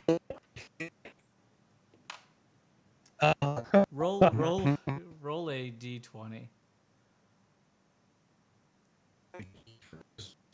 Yeah. Oh, Proceed. kind of Which was losing that? you there for a second. There we go. There it is. There you go. Okay. Roll a d20. Okay. Just Rev, right? Yeah. I rolled a 6. Yes. Oh my god. I know. She convinces you Rough to stay with enough that Okay. that the idea is this is the best deal you're gonna get. Well, that seems like a lot for just landing gear. I mean, I wouldn't. And need then she some looks at you and she just weapons. goes, "It is the most important part of a devil jet. Really, I feel like Safety. weapon. Safety." This I don't feel like I would be convinced of. I was like, landing gear is so boring. I really want to be able to blow stuff up and not get blown up. She goes, "Fine." And land peacefully. She goes, "It's fine." She goes, "Enjoy. Have a good day." Okay, thanks for the engines. No problem. And with that, she walks away. Otis, what are you trying to do? All right, I'm carousing along the bazaar, Be right and back. I want to look for like anybody that's selling ammo, Okay. 45 ammo, both type, 45 Of course, ammo yeah. and sniper ammo. I want to check out any armor that's around and grenades. I'm keeping an eye out for grenades and wasteland fuel if it catches my eye, or if there's anything that, Sure. you know, What is the most important thing you're trying to go for? ammo. Okay. You do find a few people who are selling ammo, but they're selling exotic ammo. Exotic, okay. Okay. So instead of like your normal just armor piercing rounds, they have toxic rounds, dirty rounds, ripper rounds, Awesome. iridium what I was plated looking for. plutonium rounds. You're finding Very nice. stuff that you couldn't find in Cambaran. Probably stuff that is available in San Dormo, but you just weren't there long enough to peruse any of those things. So the guy kind of like sits there, walks up to you, and he just goes, "Hello, sir. Can I help you?" Oh yeah. How you doing? I'm doing well. How are you today, sir? Me, I'm here for my boss. Oh, We're hunters, and we're only in Oh. town for a day or two. big game hunters. Yeah. Oh yes. What are the? Some would Well, say then the we best. have just what you need. Well, I hope you do. Is there anything special? Cheap. How cheap? We can Well, always, we'll we can get always to make, that We can later. always make a We'll get to deal. that. Negotiations are always open. Oh yeah, of course. I'm looking for dirty sniper rounds.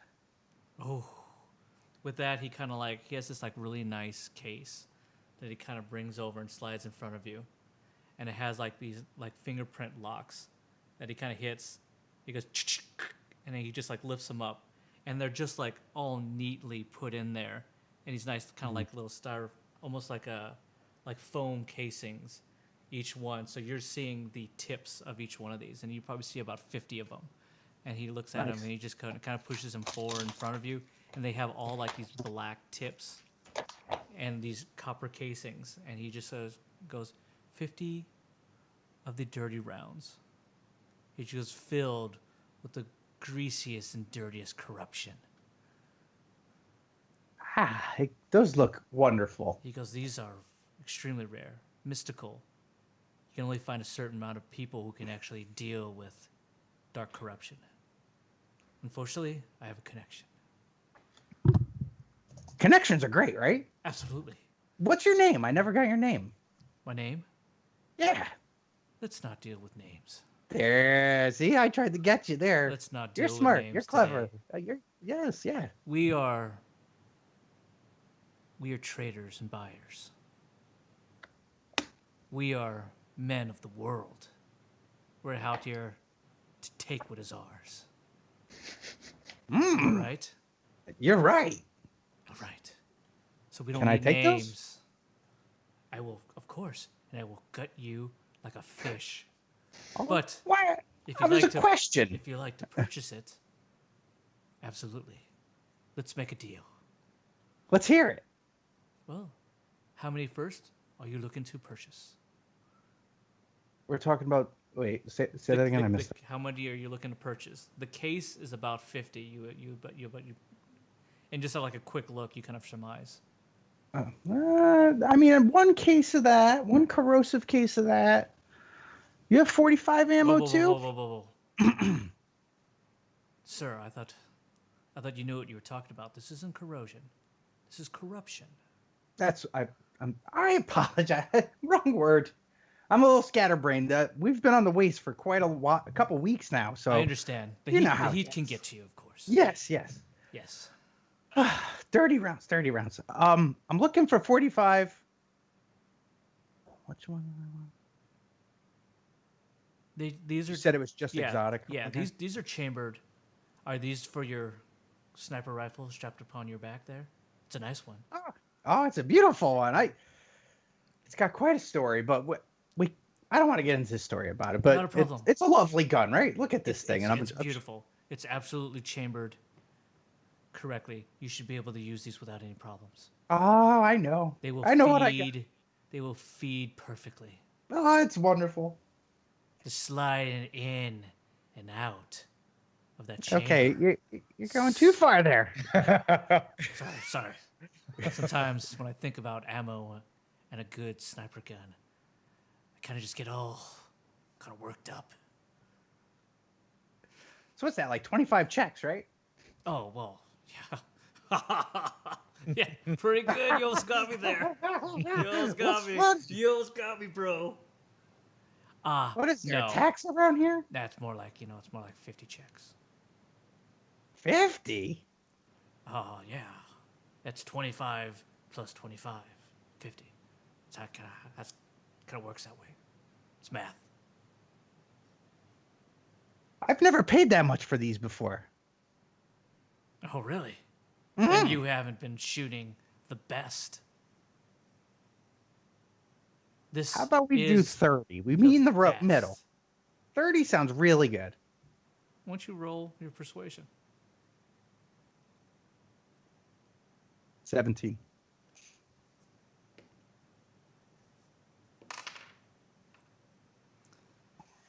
He looks at you and he just goes, 30? 30. He goes, all right. Sounds like a fair enough. We've just met. I kind of like you a little bit. I'm having a good day. Fine. And he kind of he shuts it, closes it, locks it, slides it in front of you. He goes, 30 checks. 30 checks. Doo-doo. I get the little Okay. card thing with the. He immediately Give it to- just takes it and he just goes, wonderful. Wow. Anything else? 45 incendiary. Do you have those for 45? Do I have that? Yeah, let's see them. Do You I got good have stuff. that? Dude, Come on, man. You look like a guy that has that. Who's got 2 thumbs and has it? This guy. Oh, you. Yeah, me, not you. It could be me. So he actually It could be me. He goes down, picks up another one.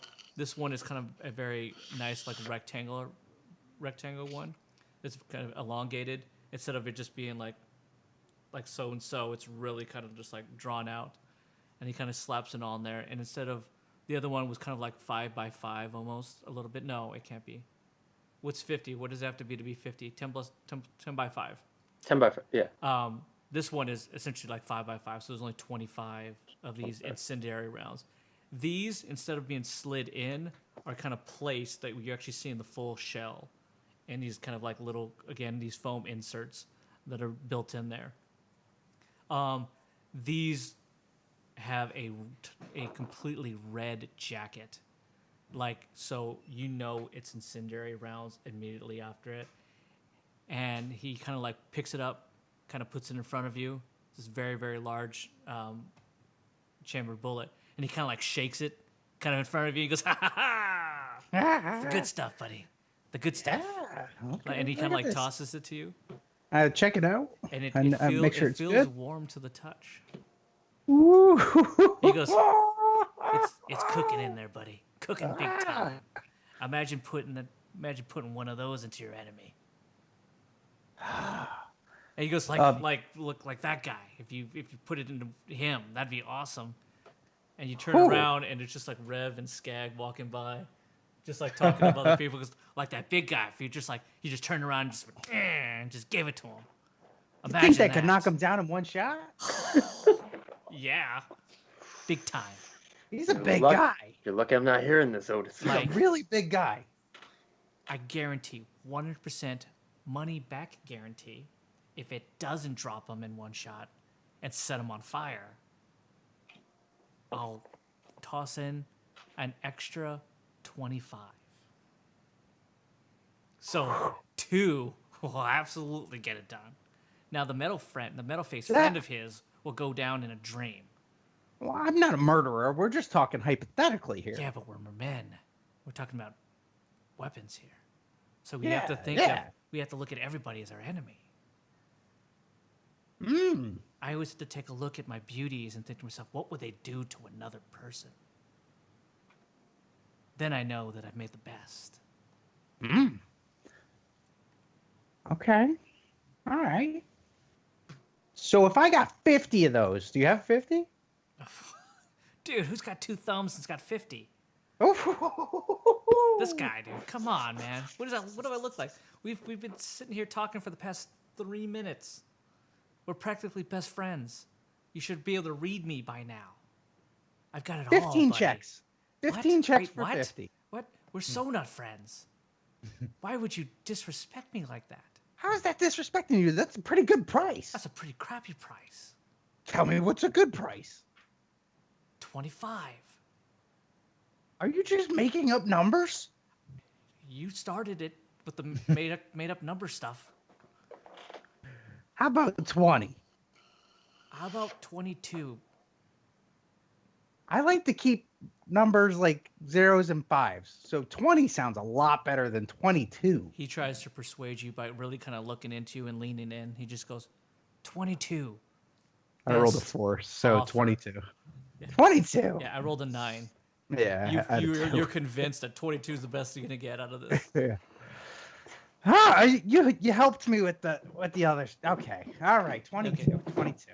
Again, he kind of drops back behind his little stall there, pulls up, slabs one of those like elongated crates in front of you.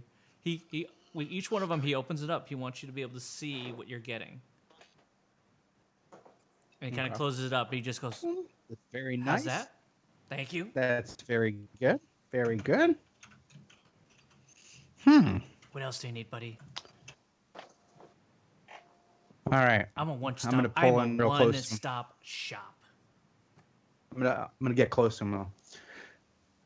My boss, he gets a little nuts. He likes to blow them up. What we hunt. He immediately looks at you and he just goes, Now this one time. "Speak no more." Oh, okay, because he likes the big stuff. Wait, like how there's some big? things out there. How big? Oh, I mean, sometimes he likes to see the things disintegrate. Well, that takes a lot to make it disintegrate. That's a Have lot you of that's ever a lot heard of of dragon breath? He just goes, "Yeah, of course I have." What are you asking? What are you asking, buddy? Now I need to know your name. What is your name? Well, we are not doing names, I thought. If we're talking dragon breath, I need to know what we're talking about. I Give it to me. I told you. All right. My boss is Big Bart. We go on big hunts. Whoa. Who? Big Bart. He kind of like looks around. He just goes, like, the Big Bart? Is there more than one? I mean, there could be. What He's the only Big Bart I've ever known. What does he look like? A little guy, asshole, but Oh, he looks like he's seen some things. wait a minute. The Big Bart. The Great Beast Hunter. I don't call him that. I The call him Great Big Beast Bart. Hunter. Yes. Wait, I mean, he's your I've seen him take boss? down. Yes. I told you when I got here. Holy ruckus. Right? This is You big. knew he This liked is me. big. This is big. This is really huge. Can I get an autograph? He's a busy guy. He kind of kicked me out. That's why I'm here right now. Oh, you guys are on bad terms? No, we're not on bad terms at all. He's tired. He gets very tired easily. Gotcha. Okay. And when we got into town, it was a big deal, and they're bothering him. He needed a nap. Okay. I mean, completely understandable. Okay, so if Big Bart is your boss, does he need He dragon is. breath? That's who I'm asking for. Wow. This is huge. It is. All right. I might be able to get my hands on some dragon breath. I might actually have dragon breath. Okay. Listen, man, this is highly combustible stuff, dude. You don't want to be messing with this stuff. Well, I would assume you would have like a crate, a cargo, lockable crate for it. Listen, yeah, That's dangerous stuff. I gotta listen. It's in a container, a safe container. But I hate to break it, man. You don't look like, like this is stuff that you deal with all the time. You look like you got butterfingers. Okay, that's a lot to assume. I mean, I'm just saying. You look like you kind of got butterfingers. Like, so if I give this to you, like, there's two things. Number one, you have to promise that you're not going to use it on me. No, we're going on a big hunt.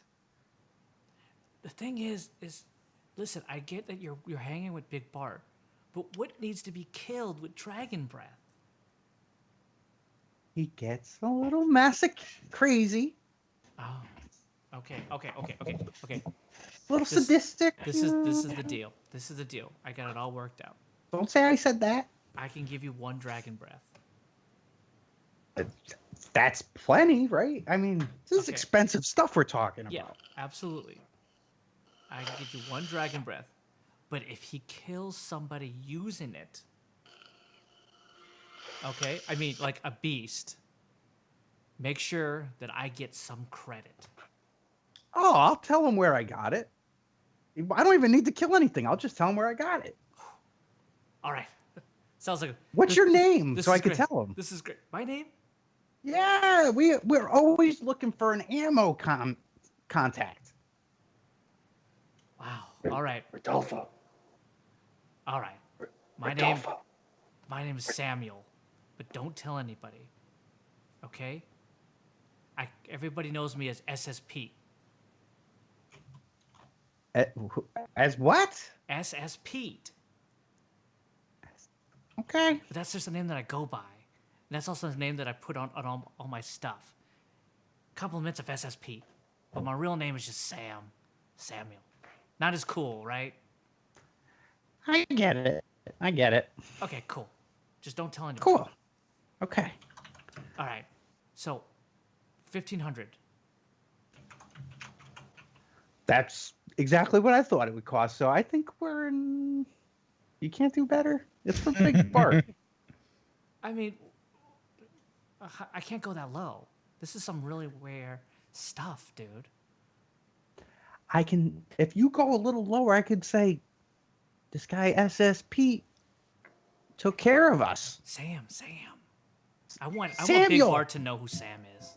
Okay. Oh, Okay, I okay. understand. Oh, all right. listen, Okay. Listen. If you give me some help, I can help you. 1475. Really? I mean, is that really the best you could do? Yeah. 14. That's my bottom line, buddy. This Not even 1450. 14 It's substantial. Okay, bottom line, 1474. Could I kind of peer at him? Like, Sure. Roll a d20. You trying to intimidate him? Yeah. Not intimidated, but come on, man. Okay, I guess that's persuasion. Ooh, okay. 14. 14.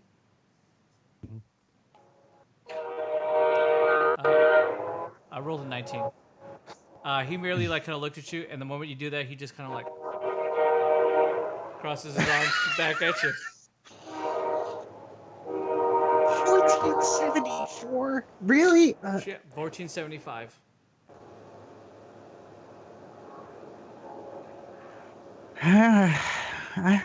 Okay. Okay. 1475. Sounds great. With that, he goes in the back, and you start to hear just things being moved and things just falling over. He's like, oh gosh, oh okay, wait a minute, time out. All right. And what you see is he just kind of pulls out this great metal canister that is probably the size of a scuba tank, and he kind of brings it out, and it's got a translucent window, and you just see this red liquid just going back and forth that's kind of in there. And he kind of hands it to you, and you do see that there's some kind of digital lock that's on the top as well. And he tells you, he just goes, listen. And he kind of doom, just kind of just metal resounding doom as it kind of hits the ground. And he puts it up to you, and he just goes, listen, this is dragon breath. And he's caressing it like it's a woman. And he just I'm goes, looking at it in amazement. Ooh. And he just goes, That's this pretty. button, He's reminded of the bathhouses. this button arms it. And you got 30 seconds before everything. Yeah, this. Samuel, I Yes. like you. I like you too, buddy. I give him. I like your checks even more. I give him the cards with the checks amount. Okay. 30, 22, and 1475. Give it to him so he could cash them, do his thing. He just Sam. goes, hold on one second, and he actually to hold it. And he comes back, and he kind of comes back with some kind of a mesh leather, sleeve that you can kind of slide this in and strap it over your head, so you can hold this thing on your back, so you don't have to gather it. And he just goes, somebody made this one time for me. It kind of fits perfectly with this. And he kind of just goes, hold it, as he kind of slides it in, kind of wiggles it in there. I help him. Yep. And it kind of it's kind of an elastic mesh that kind of just holds it in place. And he just goes, just strap this over your head and make sure no one pushes that button, or you're going to be a liquid dream. Okay. Hi, mate. This button. Okay. Yeah, just Yeah. don't hit the button. And there's a safety cover that kind of slaps over the top of it. So you have to flip it up to hit the button to do it. Okay. That's great. I don't want this button to be seen by. Yeah, so he just kind of slaps it. He slaps it down, and he just goes, "Wow, buddy. Anything else?" I'm so excited myself. Honestly, I just want your contact information because if Bart's happy, You you might have more business. You got it. And he just goes, you know what? You've given me the best business I've had in probably about 2 weeks. He goes, I'm gonna toss in a little something for you. And he kind of like reaches down, and he brings up 2 cryo grenades. And he just goes, I just snatch him. yeah, he just goes, these have been sitting around for a while. I can't seem to like move these things. Nobody wants cryo grenades anymore. I'm not even sure if these are even past the expiration date. And he goes, he tosses it both to you, and he just goes, have fun with it, man. I satchel him. You're a hell of a guy, Sam. I'm going to tell Bart all about you, man. Oh, what good stuff. Thanks, man. I appreciate it, buddy. Thank you.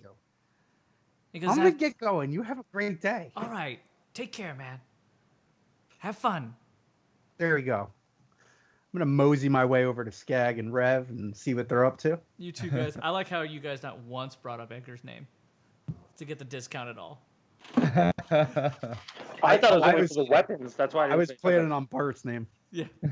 So I guess with that, Skag and Rev, you see a extremely happy Otis like trotting your way, and he's got like this big thing, this big canister strapped to his back, and he's just got like a couple of these like really big like boxes like he's holding, and he's just kind of like he's like a big bunny. I wanna like run up halfway and go, do you need any help, buddy? Don't touch me. Okay. Do you have a good trip, Otis? A good trip? Oh man, I got some stuff.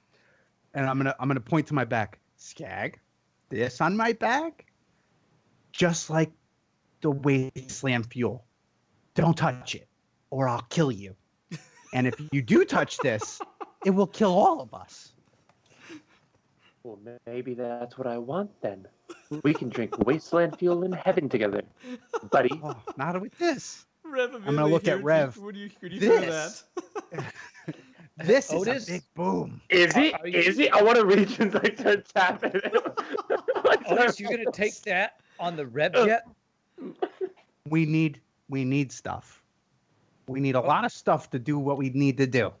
Okay, we need like I'm an ideas padding guy. and a lockdown and a 20 feet of, foam latex Yeah. covering so that it's Foam protected. covering. Yeah, there you We go. need to make sure Mac doesn't touch that for real. Mac probably knows what it is. Hmm.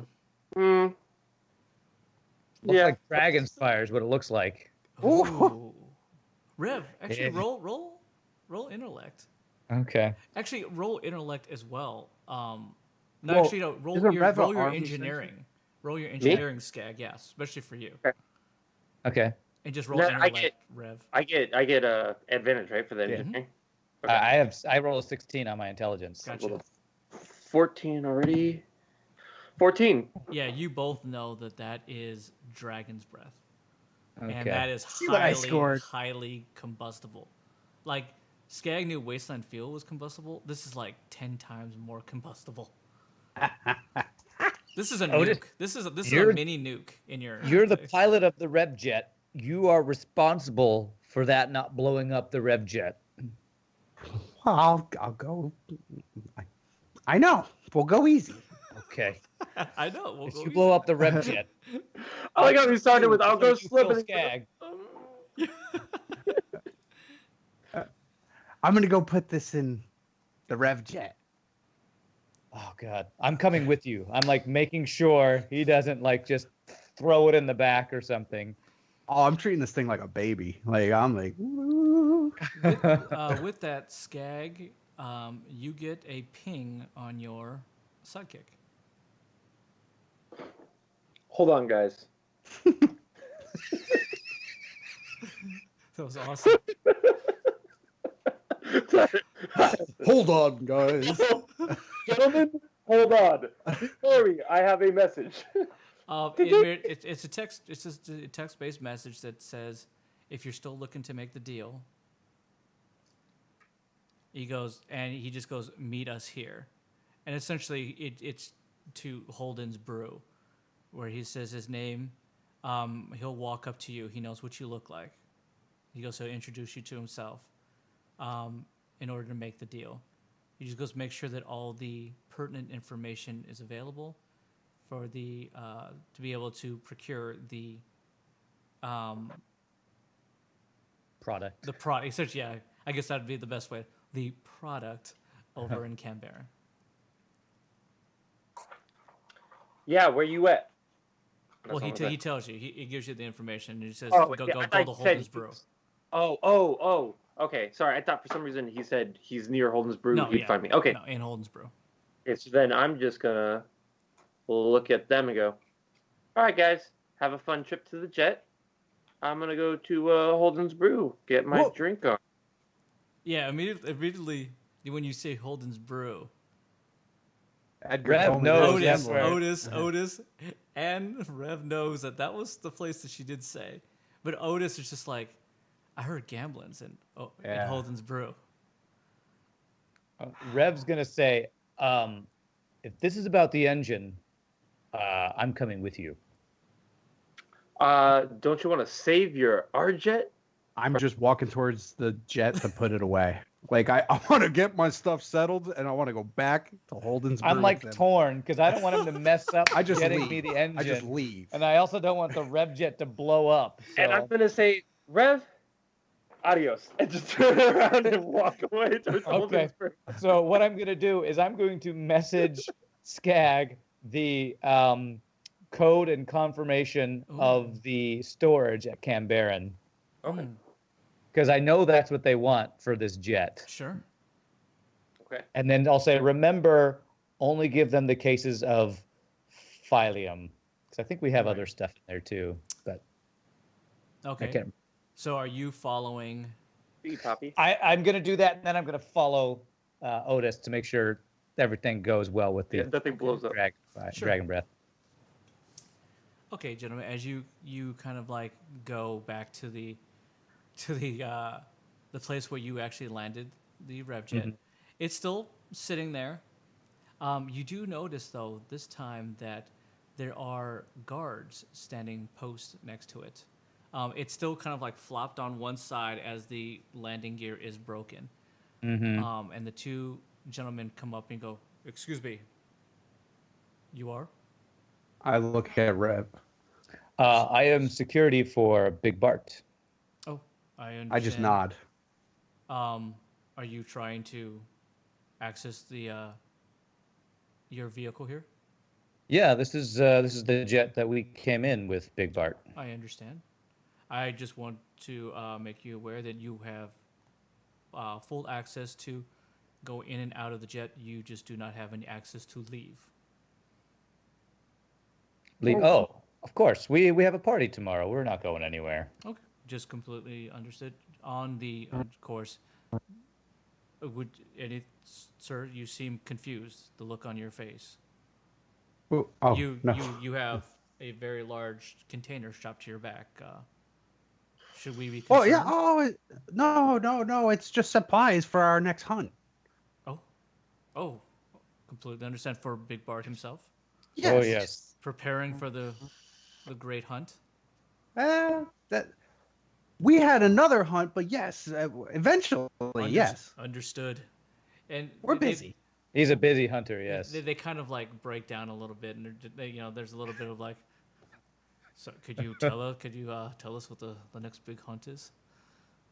Oh, Could you give us any stories, right? And the other guy's just like, I we just can't look speak at for Otis. Bart. I'm like, okay, I hope he's got some stories. we can't speak for Bart.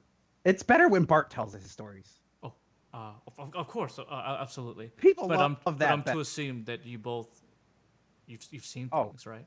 We've seen some shit for sure. Pretty amazing. Who has two tongues has seen some shit. Pretty amazing stuff. Uh-huh. He goes, I haven't been out of Los Rivos, but he goes, but I'm Ah. aching to like get out there. There's a world out there. Oh man, it's so awesome. You ever go hunting? I don't know. Maybe I should like, if you guys are looking for an extra guy. I could talk to Bart. And I nod to Rev, meaning I'm going to talk to him. Yeah, he sees the nod and he just quickly looks at Rev. Yeah, we'll talk to Bart. And he looks at you and he actually reaches out and shakes your hand. He goes, "Thank you. I appreciate it." He goes, "My name's Thad. Thad." That okay? You work for the security here at Los Rivos? Yeah, absolutely. He goes, "My friend Art here." He goes, "He doesn't have the fire that I have." And Art comes out. He goes, Ooh. "Hey, listen, man, I got fire. I've kicked your ass numerous of times, dude." He goes, "Shut up, Art. Shut up, man. This is my chance." All you need is balls. Ball. I listen. He goes, "I got 2 of them. I was Big, born big. with them. Born with them." He goes, All right. "Art, not so much. Only born with 1." Wow. Okay. And Art So he just was goes, Art, and "Listen, what was- man, I What was I your told you name that in again, sir? confidence, dude." Thad, you said? Thad. Thad. Okay. Well, I'm head of security. I will see if Bart feels we need some extra guys. I appreciate it. Thank you so much. And he like shakes. He emphatically kind of shakes your hand, goes up to you as well. "Yes, thank you. I need to." He goes, and he pulls you in. He goes, "I need to get off this place. I need to get out there and see what the world has for me." Okay. Thank you. Okay. Appreciate it, guys. I pat him on the head. And he like, kind of okay, man. pulls himself together and just goes. He kind of like posts back up. Just goes, "Please, do what you guys need to do." Have a Thank good you, day. Thad. All right, I'm You gonna guys are carefully. As you guys like walk, and he kind of keeps.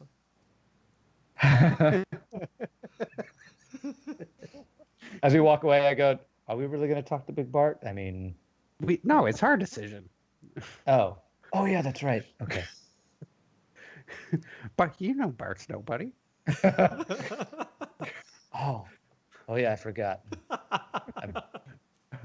Everybody's so excited about Big Bart. I keep forgetting. It's intoxicating. I got a great deal. With that, Okay, I'm gonna watch as you put this thing in Sure. the Rev jet. without Yeah, any I'm problem, treating it like go a ahead baby. and roll deafness. 3. He immediately becomes Slippy Fingers. Butterfingers, the moment that Sam said it, it's exactly Yeah. what he is, and he goes to put it down, and it just drops. Ding, ding, ding. I immediately go and grab it to stop it bouncing. It bounces like 2 times. Ding, ding. And Rev just Okay. just jumps and just I grabs it think and stops Sam it. was right. I might not have taken a shower for a few days. I'm What are you pretty doing? greasy. I'm greasy. Okay, you The vendor Open- said I looked it.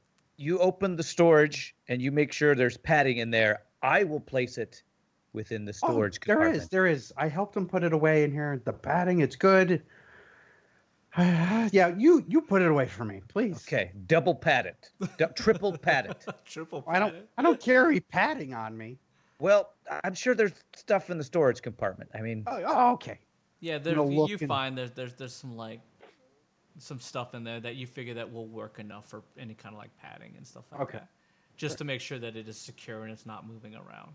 You do even there's like rope and you kind of lock it down as well. Yeah. As well as just like, straps. very carefully, very delicately. I'm treating it like a baby. Like this is Sarai. I'm like tucking her in. Now that's my baby, Rev. Like the Okay. R-Jet, that's The one my like- baby. Like the baby that he just dropped on its head. My baby. Yeah. And Rev goes, "Don't let your baby blow up my baby."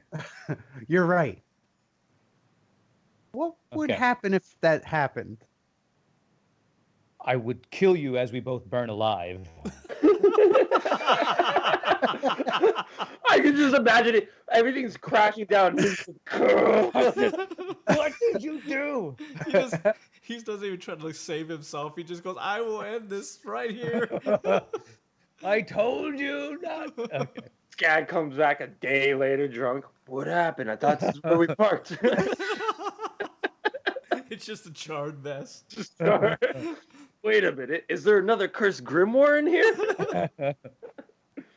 Well, after we store that, I want to actually start trying to fix the landing gear if Sure. I can like You can go ahead and use my tools, my yeah. plasma cutter, and all that Sure. stuff. Nah, that's I'm gonna fine. say Go ahead see you and do it. later and head towards. Oh, I want to contact Edgar and hitch a ride. Yep. The old man slides by in his same turtle-like pace as he kind of rolls up right next to the platform. He just goes, "Hey guys," Hey, Edgar. and he goes, "Good to see McConaughey." Yeah. He just goes, "Got your message. Heard you need a lift." Yeah. I need a lift down to Holden's Brew. He just goes, "Say no more." Are you free? You gamble? Listen, you know what? I'm free now. Shall we go?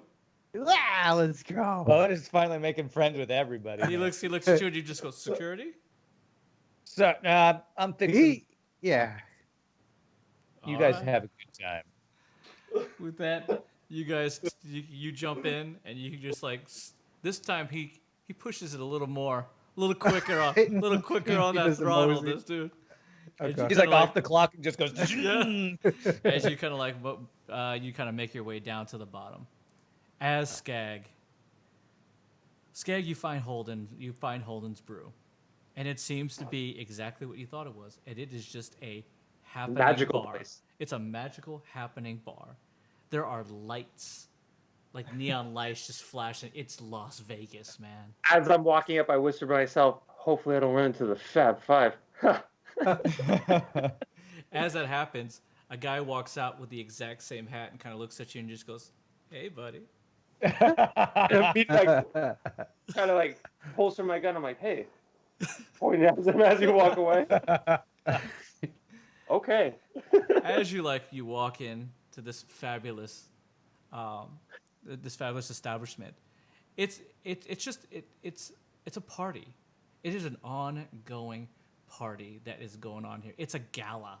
It feels like there's tons of dancing. Everyone's on top of tables and they're drinking. And the problem what catches you is it doesn't look like ruffians like you see at Cambaron. It looks like everyday normal working people and some people in like formal, you figure like high profile gear just sitting up there just like they're like yeah, and they're just having fun, and there's gambling tables everywhere. As that happens, a Wait. young gentleman walks up to you. Sure. Question to DM. Is this where the fight pits are as well? No. Fuck. No. I really wanted to get in one of those. Okay. A young gentleman walks up to you and he just goes, "Hello, sir." He goes, "Will you be enjoying the festivities of the day? Would you like a table?" Yes, I'd like a rather large table. Or would there be other guests? Nope. I say sarcastically. Understood. Will there be any gambling today for you, sir? I just immediately think of Otis. He looks at you and he just Yes. goes, "If you don't mind me telling you, the dice tonight are hot." I want one of those tables then. Make sure it's large enough for at least 6 people. "Of course, sir. Of course." And he just kind of like brings you along. And he's wearing like a one-piece suit, but it's like completely in like gold. It's like the most shiny, bright thing in the world. And he's got just like blonde hair. So it's just gold It's gold, on member. gold. Yeah, It's exactly Goldberg what from it Austin is. Powers. And you Follow do- me. And you do Oh, notice that it's- everybody here that seems to be a server or a worker is in Love gold. gold. Yeah, is in complete gold. And they all look at you and just go, "Hello, sir. Hello, sir. Hello, sir." And he Being brings- Skag, I literally just go, hi, hi, hi, hi, hi. and he brings you over to a very, very nice table that is completely open. And it's one of the nicer tables because it's got green, beautiful felt that is all on it. And it's a gambling table, as well as the moment you sit down, a young woman comes up to you and she goes, "Sir, what would you like to drink? As long as you gamble, The drinks are free.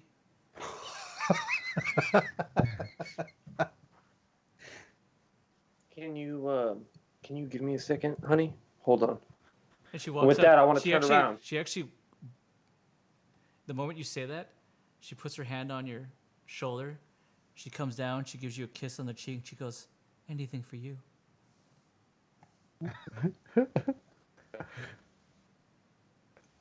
Okay, thank you. As I'm blushing, just give me a second, and then I'm gonna call Otis. Otis, you need to go over here. Otis, Otis, are you there? We just pulled up. Okay, Otis, I have a table for 6. I'm talking felt table, dice floated. Let's go. Let's go. Free drinks. As I long just as we don't get answer. Edgar, let's go inside. Hey, We're all ready. All right. he So actually I'm keeps it assuming open, you're and you on actually hear in the back. Just Oh. goes, "I'm with you, McConaughey." Then I'm gonna look at the lady and go, all right, I would like your finest alcohol, obviously wasteland fuel. She I give her the suave. yeah. She really looks at you and she just goes, "We don't serve that drag here."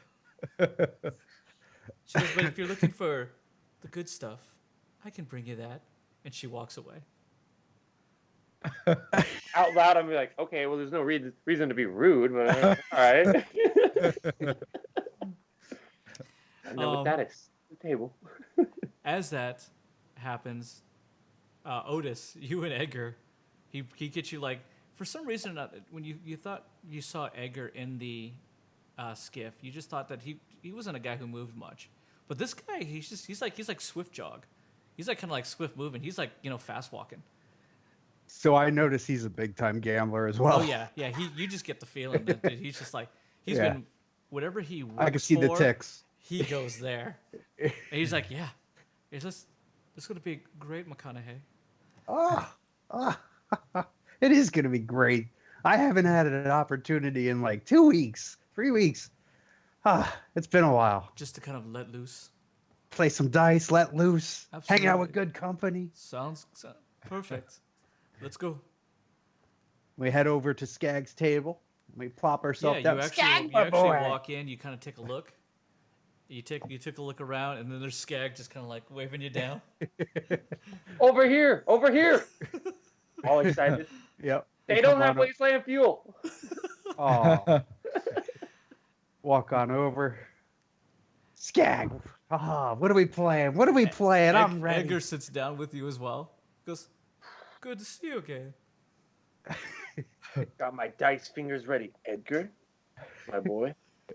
He like looks at you and he just goes, waves one of the girl over, and the girl comes back, and she sets you down, what you know as a Black Star surprise.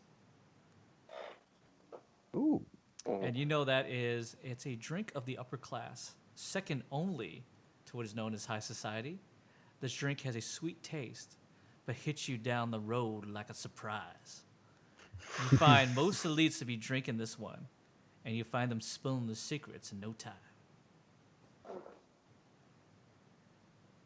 Edgar, if I like that Edgar last immediately just part. goes, "I'll take 2. I just slide mine over One for to me and one for my friend, McConaughey." Edgar, that's fine. I'm not drinking tonight. I'm just gambling. "Oh, you're drinking." You And can he, drink like, for He me. immediately puts his hand up to Skag and just goes, "We're drinking." We're drinking. And I'm gonna look at the lady and go, I would like 3 for me, my friend here, and my friend there. And I point to the 2, and I don't know why I put on the accent that you did. that drink already hit me pretty hard. I'm gonna point to the 2 empty stalls, and I'm saying 1 for me, 1 for my 2 buddies who are soon to join. Oh, she just goes, "Oh, okay, perfect." They're all 3 for me. Then she looks at you and she just goes, as she takes off, a gentleman sits down, and he seems to be a younger gentleman, again in the gold, but he's got like black hair, and he's got like a headband, just like keeping his hair in place, almost like a cheap hairband. He sits down. He just goes, "Hello, gentlemen. I will be your dealer today. Good evening. Your name, sir?" McConaughey. "Well, McConaughey, okay, wonderful to see you." And she goes, "Oh, you again, Edgar? You're here in here every night." He's like, "I don't know about every night, but I'm here to play." He's a man that knows what he's looking for, and I slap him on the back. He just, "Oh, okay. I see how this is starting off." And he goes, "And you, sir, your name?" Retlaw. Skag. Retlaw. "Oh, very nice to meet you. Here, our game of choice is Soul's Gambit. You know the Ooh. game?"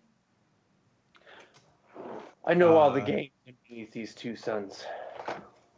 I haven't played it in a while. You give me a Excellent. refresher? Of course. What he proceeds to tell you is that you will roll 3d6 and 1d4. Your job is to beat the dealer 2 out of 3 times You said 1d4. in 1d4. Ooh. Okay? Is this a D4? Yes. Your job is you will roll all 3 dice and a d4. And you want from left to right, you want to put your best together. Whatever it is, if you roll 6s and stuff like that, you want to roll all 6s. Your job is just to beat the higher number that he has, and you can use the d4 as a mod. So you can modify one of the numbers. All right, it's Gotcha. a one-time mod. So Gotcha. yeah, so one time you can slide it behind any one of the d6s to where you think you can get a win. So usually the best is if you roll a 1 and you roll like a 3 on that, you want to buffer up that 1 The one. so you can Yeah. actually beat. The deal is it alternates attackers and Bro, I'm defenders. gambling. If Oh, you are the attacker, you always win ties.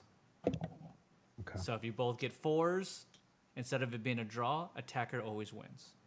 Oh my Then it switches to the other one, and then you would be the attacker, and so forth. It goes for 3 rounds to see who actually wins everything. Okay. So you'd roll 3 dice. Your job is to win 2 out of the 3 on the rolls. to Is beat it the all dealer. 3 at once or just All 3 at how- once? And the idea of anything is if you were doing it in front of each other, is to hide your dice. So you roll them all together, decide where you want to actually place them from left to right, place your modifier, and then you reveal the first one. So left Okay. to right, if I roll the 5, you roll the 3, I win, roll 1. It's a simple game, but the thing is you bet first before you play. 500 checks. He looks at you. He doesn't seem phased, the dealer, at all. As, unfortunately, Edgar seems Yeah, me too. like, are you sure, McConaughey? You want me to pay for your first game? If you want. I put 60 down for him. Thank you. Wow. The gentleman looks at you, just goes, mostly Edgar plays 5 checks. Well, you play it as you want then. You put 5 in if you want. Understood. Fair enough. I just give him 60. Just know that there is no limit. You can bet as much as you want. The house will always match. Ah, oh, great. 600. And I just stare at Otis. 600. And with that, off to the side, there is like a little like LED screen that essentially is the pot tally. So all you do is you just transfer it into the pot tally, and that pot tally will pay out. So you don't have to put your money out for anyone to steal it or anything like that. The pot tally, this contraption, is protected for the people who are at the table itself. so it cannot be taken by anyone, stuff like that. And Rev cannot hack it. It's super hacked. It's super protected. Okay. As he just goes, please, whenever you're ready, sirs, put through your bets. Okay. 500. So 500 for 600. 500 for Otis, 600 for Skag. And 60. Well, whatever. Edgar puts 5. That's fine. Okay. What was I, you're good at. Hold on. With that, if you could, Rev, could you roll Yes. for Edgar? Oh, okay, sure. So just 3d6 and a d4. Okay. And you arrange it however you like in a way that you think that you'll be able to beat. So there is a little strategy of where you're placing these things. Yeah, Edgar's not in good shape. I don't get advantage on this, do I? No, you do not. Okay. Whenever you guys ready to roll the dice, go ahead. I'm ready. I'm ready. I'm all. I got my ranks already to go. Let's do it. Do we roll already? Yeah, go ahead and roll. Yeah, roll and put them in order. So how much can I modify? You The only whole- you only get to Just I roll it, and yeah, then you roll the d4, whatever that is, you get to modify one of those dice rolls. Yeah, you add that number to one of the Right, D6s. Exactly.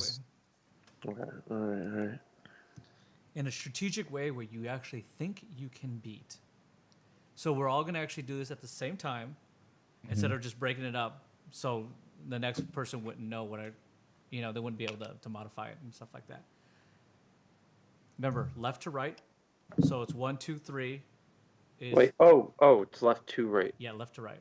Whenever you're ready. Okay, Rev, are you ready as well? Yep, I'm ready. Okay. With your left, please tell us what you have, Otis. Oh, we start 5. with. Skag, what do you have on your first roll? Do I count the modifier right now? If it you is want to. modified, go ahead It and is. It is modified 5. do it. Okay. Rev, what did Edgar get? Modified 4. Okay. In the beginning, the dealer is the attacker. You guys are the defenders, and then it rotates around. The dealer rolls a 4. So that is that's 1 win for Otis, 1 win for Skag. I win against Edgar because we tied and Yeah, and the attacker attackers gets always get advantage. it. Yeah. All right. Roll number 2. 3. 2. 1. 1. Otis, what I did you have? did it, boys. 2. Okay. Skag again, what did you have? I had 3. Okay. Edgar is officially lost. You didn't see his third roll. And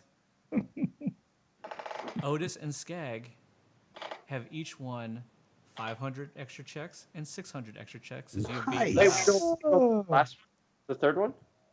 We don't need to. because We just won that round. You already beat him. You already beat the dealer. Fuck, I rolled a 6. I was so excited about that. Oh man, I think I could sit here and play this all night. Okay. Here's the thing. So As you is- really as want it- to limit You know this. what this is? This is It- playing The Witcher 3 and Gwent pops up. 3 hours lost.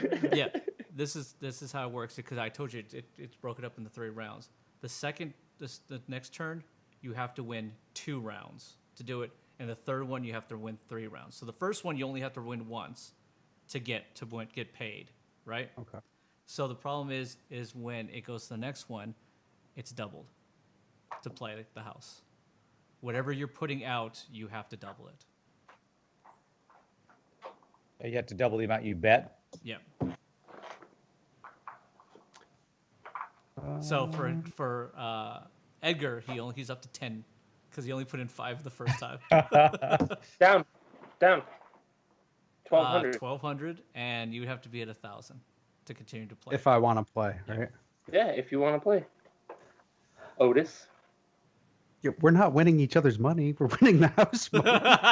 You're obviously on different terms right now.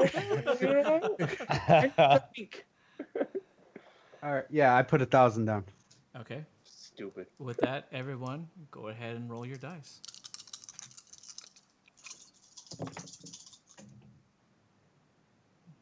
Oh.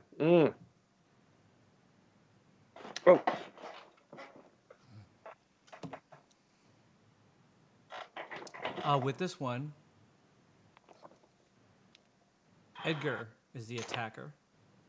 Okay. So any Ties. Yeah. ties you would actually beat. Okay. Actually, in regards to that, it would just be all of you guys are the attacker. Probably it works out. Okay. Yeah. Yeah. All right. So the house is defending. Yep. For the first one, Edgar, what do you got? Edgar got 5 modified. Gotcha. Otis, what do you have? Modified 4. Skag, what do you have? Modified 6. Each one of you wins Yes. round 1. Edgar, what do you have for the second? 2. Otis, what do you have for the second? 6. Skag, what do you have the second? 4. Each one of you guys have won again and beaten the house. Edgar, woohoo! Got my 5 checks back. Nope, not yet. Remember, you have to win 2. Oh. You have to win 2. okay. With that, immediately he just goes, roll again. 'Cause you beat the house.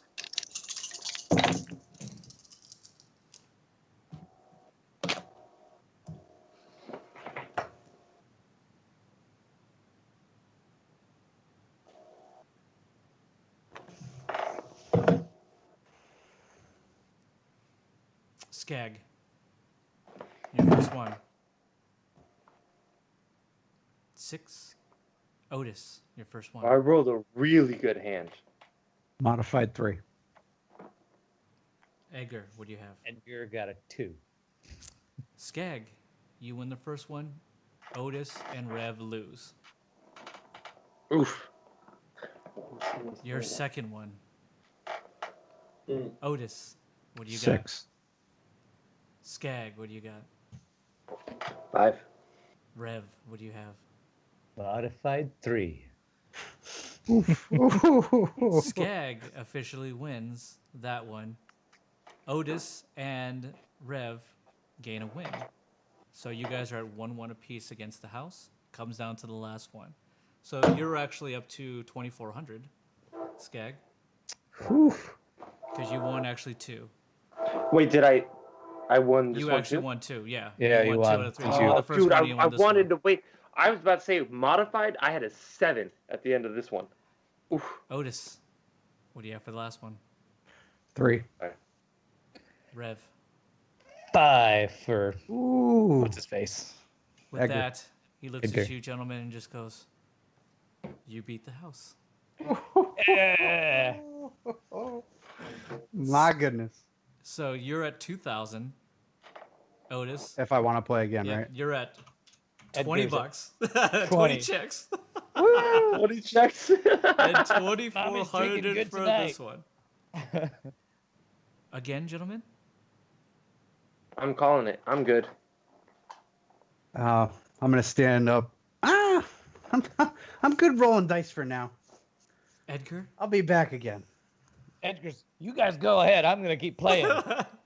He's gonna spend all that 60 checks. As, and burn as, that. as he stops, he stops and he kind of laughs. He just goes, gentlemen, please sit down.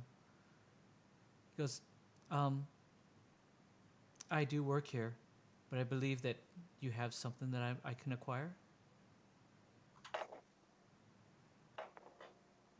I look over to Skag and Rev.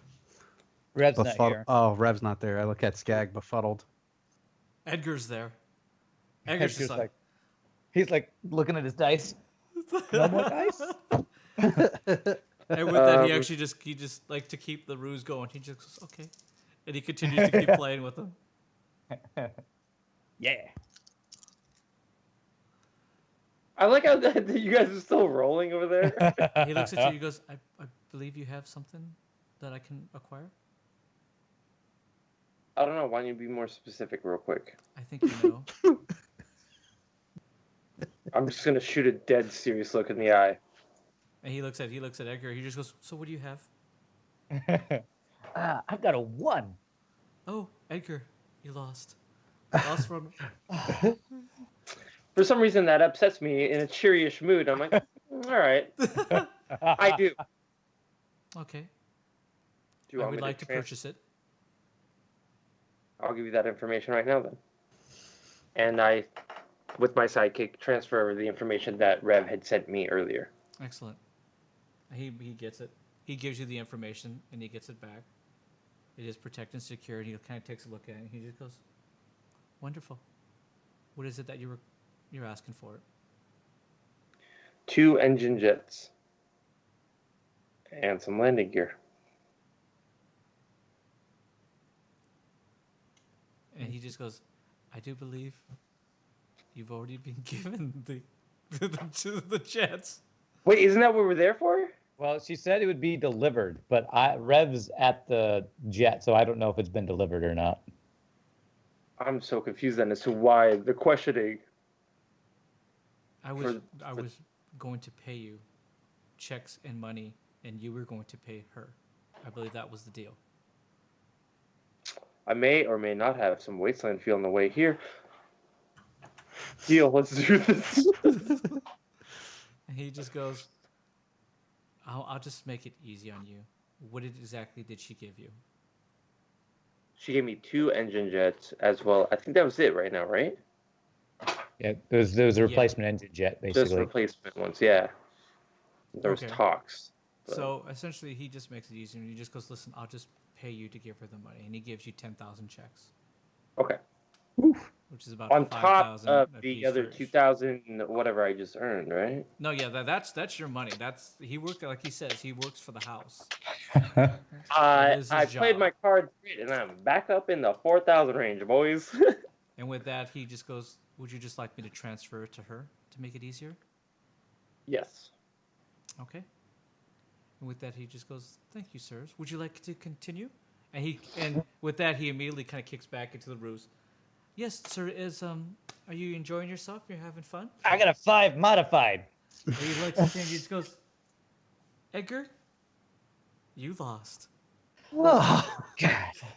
Never lucky. And It's all right, Edgar. he takes the money. Edgar just like starts to pound another one back. And he goes, "Would you like to continue, sirs?" I'm done for the evening. Okay. I hope. Well, wonderful. It was wonderful to meet you. Please come back anytime, and there's always more gambling that will always happen at this establishment. I'll probably stop by before we leave. 24/7. We are Oh. open. There are other things that you can partake in. Things of, You're gonna give me a heart attack. Oh, we don't want to do that. We want you to keep coming back. Yeah. Enjoy yourself either way, sirs. You- And with that, Rev, you see a couple of gentlemen just like pushing up like this Magnus sled kind of pull up with 2 like engines, kind of they're wrapped up, pull up to the front, and he just goes, "Hi, nice to meet you. Are you Rev like are you walks Rev?" right by the guy and is just like touching the engines. Wait, and he kind of like slaps you. He just goes, "Listen, buddy, I need to know. Are you the guy?" Yes, engines mine, paid, need now. Right. Awesome. Need your fingerprints here on slip of delivery. Yeah, sure. Like just all of his fingers at the same time in there. Wonderful. Awesome. Thanks. Great. Later. Bye. You can take care of this yourself. He just doesn't even answer. He just like starts wheeling towards the Rev jet, Yeah. like He just in ends up like awe. he just walks away and just goes, "Whatever, man. This guy's crazy." Rev jet's Skag, not. you does not make get a message. Incoming call from Mac. Immediately. Like I'm a fucking Power Ranger. Go, Zord! Yes, Mac, what's up? He goes, "Hey, listen, buddy, BFF. Guess who's here? Who, Biffle? Who? The Taylors. Time to get glammed." Ooh! Let's go. Where are you? Back in the room. Still? Yeah, thought I maybe just woke up and from. the I gas just, might I have just woke left. up from my nap. Big Bart needs to nap. Now it's See, been you hear 7 that? hours. I said Big Bart. They kind of just tossing I- it around. Be there, Big Bart. Let me grab the boys. Awesome. Tell them we're gonna get glammed up. I'm not going to use that phrasing, but yeah. And with that, I'm going to hang up and look to Otis and go, we got to go back to the suite. Big Bart's waiting for us. Oh, yes, yes. Gotta go. Edgar Edgar? looks back and just goes, McConaughey, you're not gonna leave me. We just Matthew's got, gotta we go. just got started. I got a Oh, I- 3. Edgar, I really got to go. My boss needs me. Oh, okay. Well, But all that money is yours. well, I'm kind of losing. That's fine. You do whatever you want with it. You want to drink, you drink. You want to eat. All that money is yours. I'm losing. It's okay. It's your money. He just goes, okay. Well, I thought we were gonna have like drinks and hang out. I'm going to chip and go. Sorry, Edgar. Boss man calls. Yeah. Dude calls. If my boss wasn't calling for sure, but I understand. I got your number. I got your number. I appreciate it. I got your name. Don't be so down. Just go on.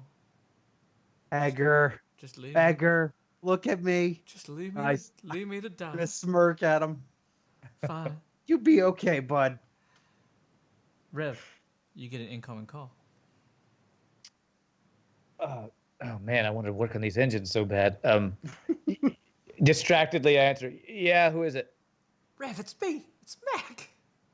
Guess what? Mac. Glam time. Yeah, it is. I'm putting the jets in the jet. It's glam time for the Rev jet. Yeah, sounds great. But we also need to get glammed up. Tailoring time. The guy, they're here. Can it wait? Can I work on this now and then get glammed up later, maybe? Okay, just be fast because we gotta look our best. Okay, great. Uniformed. We're all gonna look the same. Sounds awesome. Click. Boy band.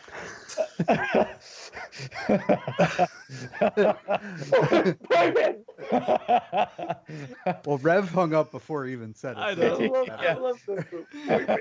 And with that, we will end tonight's session. Dang it, dude! On boy band. I wanted It to is get over. I wanted to get boy band in before he The hung Red up on Street Boys are back. He was Only so he much called faster. Otis. In the corner, we have the handsome Otis. And then we have the lyrical Rev. And then we have The Skag. lyrical Rev. Yeah, we have Skag, who's kind of like always in the videos, but no one really knows what he's there for. Oh, boy band. Well, either way, that was awesome. That was fun. You guys got a ton of stuff. I'm just happy Nothing that but I got to play Soul's Gambit with you. That was fun. I actually really liked that a lot. Obviously, as you Yeah. heard, I told Chris, I was like, whoa, we're gambling. This is lit. I didn't realize I didn't shoot it. I was like, this is fucking cool, dude. I made back all my money I spent, That was- basically. Did you? Yeah. really? I was, Almost, yeah. Oh, I was wow. so afraid. Almost. Otis, I was so afraid. When you literally were like 500, I was like, I have, I think, 2,000 checks in my name, but okay, 600 just to beat that guy. I didn't think that I would ever get Wow, anything dude. back. That's awesome. You actually made all that money back, dude. I doubled it, dude. I was at 2,000. Now I'm back up at like 4,000 something. That was good. Rev That's a- could have used that because Yeah. Yeah. I think he's like Everyone he's wants to almost keep Well, broke. you know what? Rev is a top negotiator, so I don't know if he needs all that money. Well, what's funny is I still have over 4K because every time I try to buy stuff, you guys are like, wait, let me talk to him for you. But I'm a negotiator. Either way, we no. want to thank everybody who has hung out with us tonight. It has been amazing and a blast. I know sometimes for people who chime in, you come in the middle of stuff, so you don't really know what's going on. We appreciate you guys hanging out and just interacting with us.